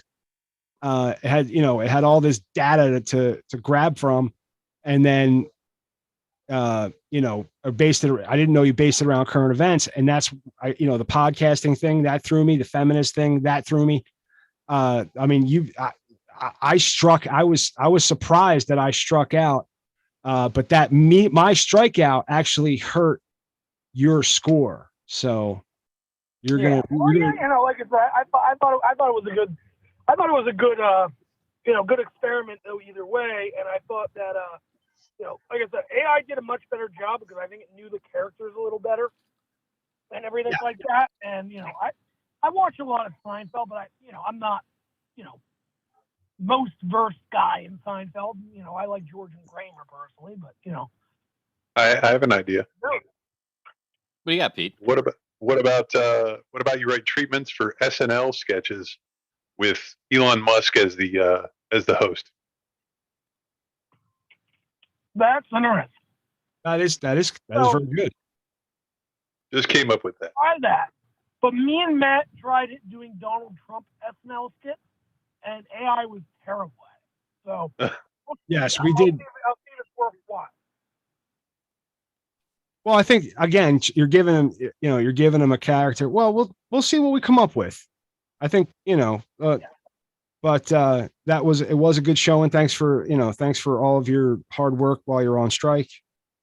I don't know what about a commercial for I don't know, dog food or a restaurant or something that would come out in short. Hey, I've got an idea. Yeah. Commercials are good. We could do a commercial for a friend of the show, such as our friends over at Hottest 100. Hello there, boys. That's not a bad I'm idea. Sarah. Come see me So and here's 99 actually what other I beautiful think women we on our should do. Facebook Right. and Instagram pages at Hang on, Bill. 100 Hottest Women. I think You we won't be should do Shut up, disappointed. Bill. finale to Bill versus AI. No, Bill, we're playing a commercial. I just went. I went into a spot. Hang on. Hello there, boys. I'm Sarah. Come see me and 99 other beautiful women on our Facebook and Instagram pages at 100 Hottest Women. You won't be disappointed. All right. Go ahead, Bill. What were you saying, Billy? I was saying I think we should do Joker's Choice. I think each one of you guys should propose a category. We're going to do one of each, and then I get my own choice for the fifth category. Okay. We do best of 5 to close it out. Okay. So each one of you guys this week submit a category you would like to put me up against AI on, and we'll do a best of 5 for the finale. I like it. It's a good plan. Yep. All right, I'm going to let you guys get back to the show. All right, Bill. Thanks Thanks, for calling Bill. in, buddy. Talk to Bye, you. Bill. Thanks. Always solid. Win? No. content. Solid. All right. So, are we in nonsense or are we finishing that article? I mean, I think I got the You got the gist of it. There's no good way to flirt. No, not Women- a great way. Women can just go rub up on dudes. That's fine. Always important to. And meanwhile, we got to do a whole bunch of bullshit. All right. I got to pretend to be interested and be funny. You know how fucking hard that is? Yeah, we're supposed to be. We got to be interested and funny, and listen to what they're saying, and ask them about themselves, and appear to be generous, And and appear to smile care. a lot, and appear to care. Meanwhile, she just grabs his dick. Little pickle tickle, and it's all over. And we need this. We need a research study for that. Just all right. Let's get to more nonsense. Yeah, because we've got plenty. Ladies and gentlemen, welcome to Maddie's TikTok Nonsense Corner here in this C block of the 133rd episode of the Media Virus Podcast, also known as Laughing at White People. Excuse me. And here we go. Hey, Bill, would you rather get kicked in the nuts every time you sneeze or have to be legitimately interested when someone talks about their astrological sign? Oh, gosh. I got pretty bad allergies. I sneeze like 15 times a day. So you'd be getting kicked in the nuts like 15 times a day. Man. Do I just have to listen to them or do I have to participate in the conversation? You got to participate. Sometimes you even got to bring it up in conversation. You got to be like, hey, Taurus. Hey, Capricorn, what's on your horoscope today? Oh, gosh. And when they ask for like legitimate advice, you have to bring it back to star signs. They're like, hey, should I invest in this stock? Be like, well, Capricorns are prone to hasty decisions, so pull back. Oh, man. You know what? I've had a couple kids. I'll do the kicked in the nuts thing. You sure? Yeah, I don't even think I'll sneeze that much knowing I shouldn't be sneezing, you know?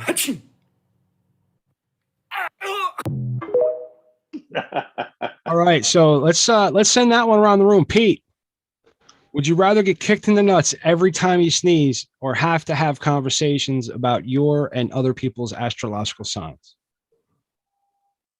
Kick me in the nuts. Okay. Big Daddy.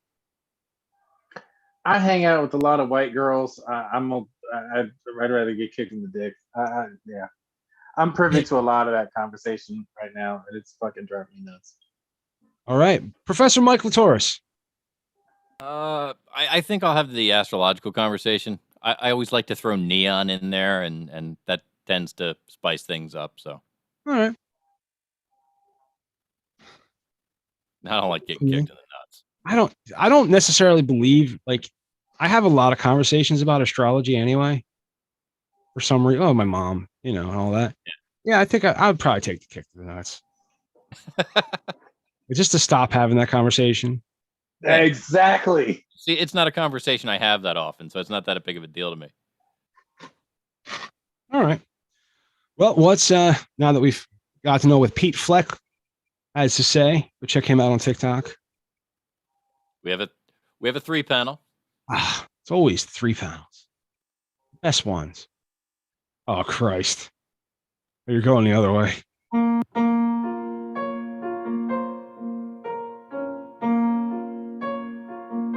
on with the? Yeah, what's with the green block? I don't know. I think that might be an error in Google tonight. I don't know. It did not do that before. Huh.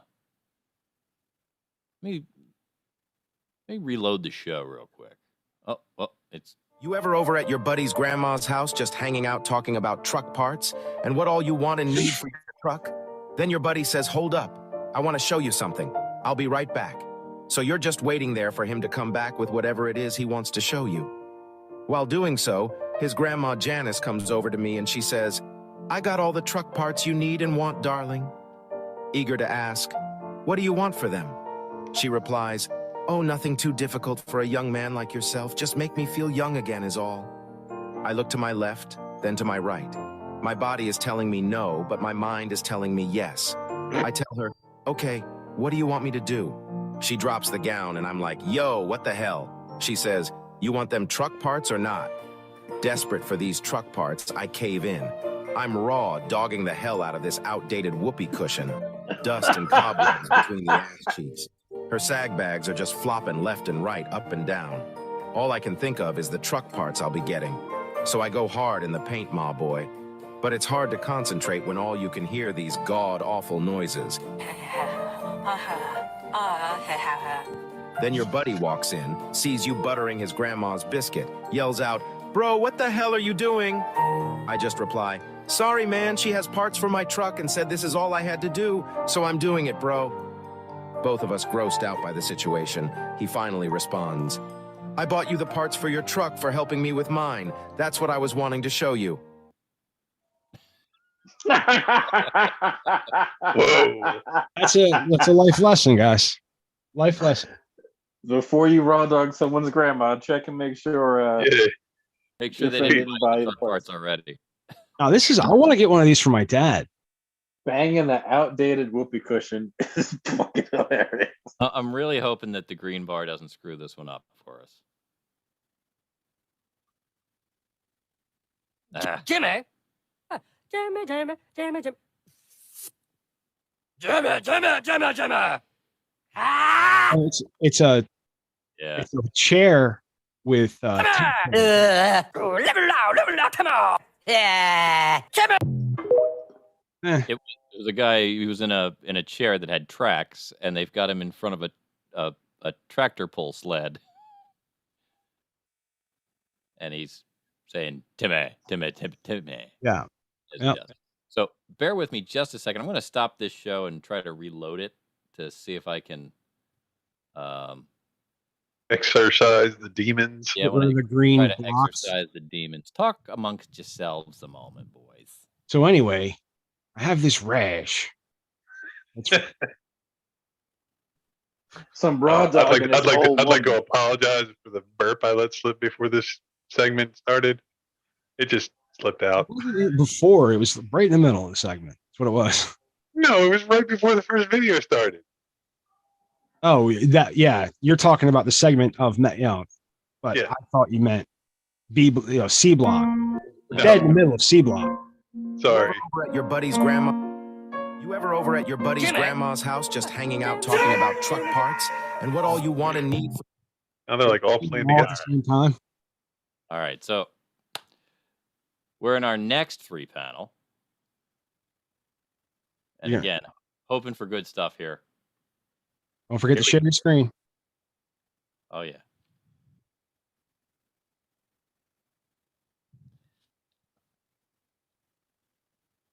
Hoping after the reload that we're doing okay, but let's see.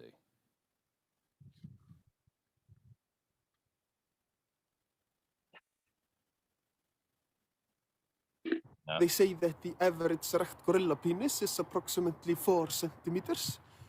And I thought maybe we should give starving children food before we measure gorilla dicks. It's got a good point. Yep. Yeah. You know, maybe we, Priorities. Feed the starving children, then you measure the gorilla penises. right. You pay all your bills and then you worry about Dylan Mulvaney.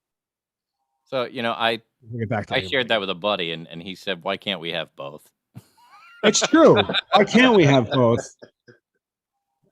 Okay, so next TikTok I think is coming up. There is a live turkey in someone's house, and they are cooking a turkey in the oven. So I'm interested. They're probably going to be a green bleed. Oh no! Oh no! There's Melanie. That's a shame. She was really nice. Oh no! No. I was hoping for a better reaction than that, but okay. That's British. It was British. One of my favorites, Anthony Jesselman. Orlando has a good one for us. You wake up one day to find out that your girlfriend or wife has swapped bodies with your mom. The only way for them to swap back is for you to have sex with one of them. Greg, you seem like you're ready to go.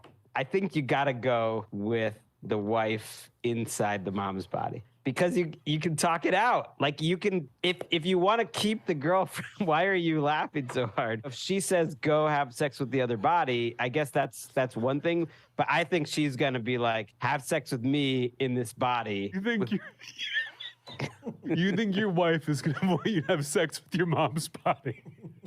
For shame, Greg. For shame. But congratulations, Debbie. It must be nice to know that you raised a good son and that he loves you and that he would absolutely have sex with you if you just told him for a second, hey, I'm Emeka now. Happy Mother's Day. Again, let's throw the question around the room. Oh man. Pete, let's start with you since your partner is a fictional character. Wait, I'm sorry. What was the question?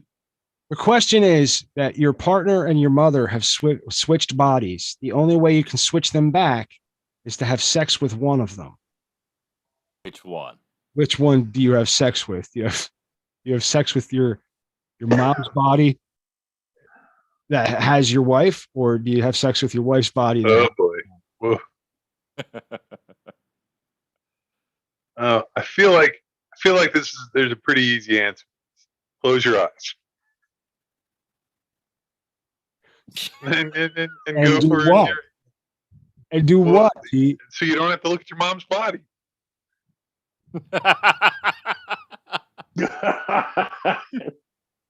All right. Big Daddy.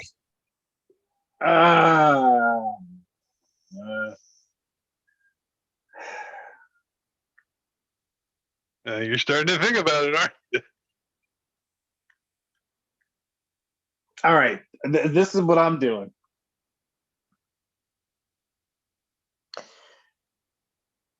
Assuming that I know the situation and they may not know who swapped who.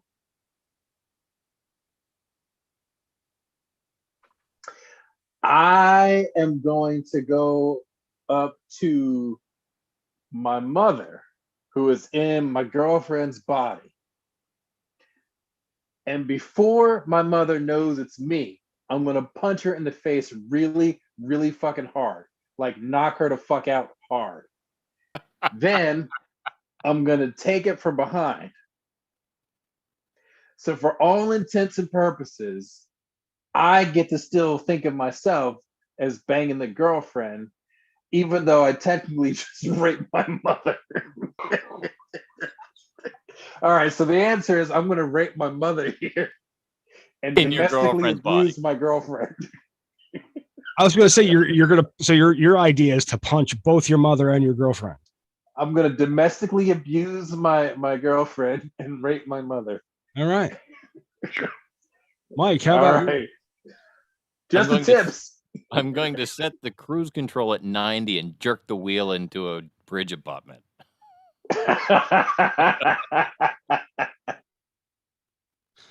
All right, let's go. Let's move forward. All right. Wait, I noticed you didn't vote. Yeah, I'm not a sociopath. You fucking ass of you. I answered that question.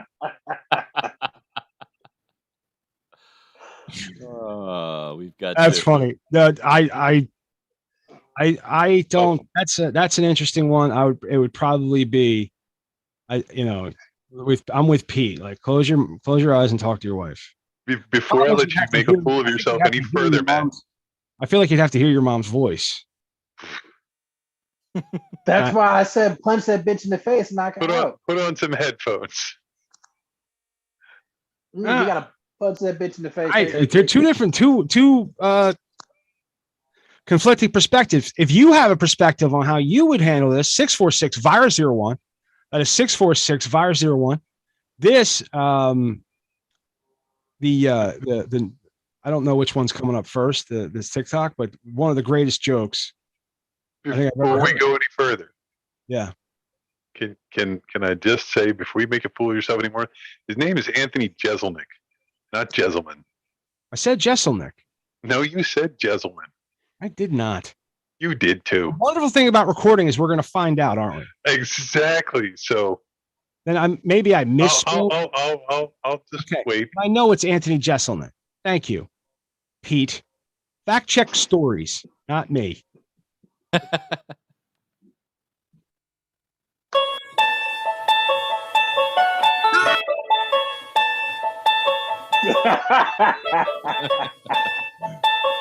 All right.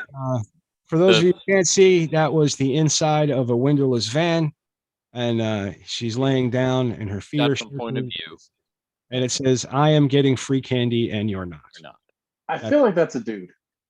Either Probably. way. Either way, he's getting Because free I don't feel like a woman is gonna fall for that. On Yeah. the other hand, men are diabetics more often. So We ready? Yeah, I'm ready. Because my dad never told a shitty joke. How do you get a dog to stop humping your leg? Desperado. Pick him up and suck his dick.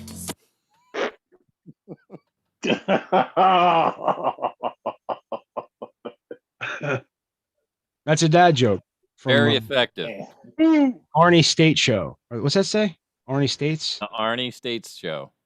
Arnie State Show. That's he's got a whole catalog of dad jokes they're all good. You know, they're all home runs, but just like that one was. And I think this is our end. I think. Last TikTok of the nonsense. You know, I probably don't have 6 good, strong enough friends that'll show up and carry my casket. But I know I got 2 of them that'll show up and draw dicks on it.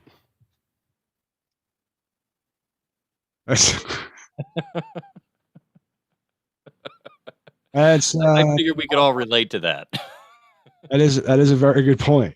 And if you guys don't show up at my funeral and draw dicks on my casket, I will be upset and haunt you. Here's an idea for you, Maddie. What's that? Silver Sharpies at the door. That's yeah, Mm-hmm. that's good stuff. So you can check us out on the web, themediavirus.com. You can send us emails if you want. I'm Maddie at themediavirus.com. We got PML at themediavirus.com, Pete at themediavirus.com, or JTT. That's short for Just the Tips. That's how you get hold of Stan. JTT at themediavirus.com. Hottest 100 or 100? Is it hottest 100? Yes. Hottest 100 women. Hottest 100 women. We heard Sarah tell us all about that. We also have I believe I have a message for Pete that came over from Hottest 100. Hello. I am from India, as you can tell by my sexy Indian accent. I am Pete's biggest fan. Everyone in India loves Pete. We worship him like we worship the mighty cow. So Pete's well liked in India. All righty. They worship you like the almighty cow or the mighty cow. I don't know if it's an almighty cow. It's mighty, though. It's a mighty fine cow. Yeah. Does that put us in place, or What did I leave anything out? What I I don't forget? think so. I'm gonna do one more of Hello these. there, boys. I'm Sarah. Come see me and 99 other beautiful women on our Facebook and Instagram pages at 100 Hottest Women. You won't be disappointed. And the only other thing I wanted to point out is that Forgetful Squirrels, is that next week, Big Daddy? Yeah. Not I this think week. so. It's Is next that- week, right? Right. We're coming up on June. Next week Yeah. is June. Yes. Next week, next Friday at the Newark Arts Alliance, June 2nd, 7 o'clock. Tickets are $10. Come see us. Be funny. So you took off from rehearsal the week before the show. Yep. There you go. It's improv. That's So I could be here with we y'all. appreciate that. We do appreciate That's what I do. Sometimes you got to go home to your roots. You know what I'm saying? This is I where I heard come from. Did we miss anything? No, I don't think so. So on behalf of Big Daddy, Grease Monkey Pete, and our fearless leader, Matty Rockduff, I'm Professor Mike Latorres, coming from to you live high atop Uncle Butch Studios. This has been the Media Virus Podcast, and we will be back next week with episode 134 right here. Ladies and gentlemen, Raspberry Tea Bag! Horse meat burrito. And that's the show. All I heard was horse meat burrito. That is one of my favorites, simply because it's all of the ones that we've put together up to a certain point. Yeah. All right, good show. I think that one goes down in the annals of time. Cranked out some Into the anal. I don't quote me on this, but I think in the YouTube there was no green blocks on the screen. Maybe. That was weird. It may have been something Zoom's doing. That's weird. That is very strange. I gotta shut the YouTube down. Yeah, All right, Matt, do something for me. Say Jeselnik. Jesselnick. And say Jeselman. Jeselman. Okay. Jeselnick. What did I just See, say? that sounded like Jeselman. I said Jeselnick. I went with a downward inflection because you sometimes don't pay attention. I went Jeselnick, which is probably what you heard. Yeah. But you can go. Probably, You can probably hear. swallowed the final consonant and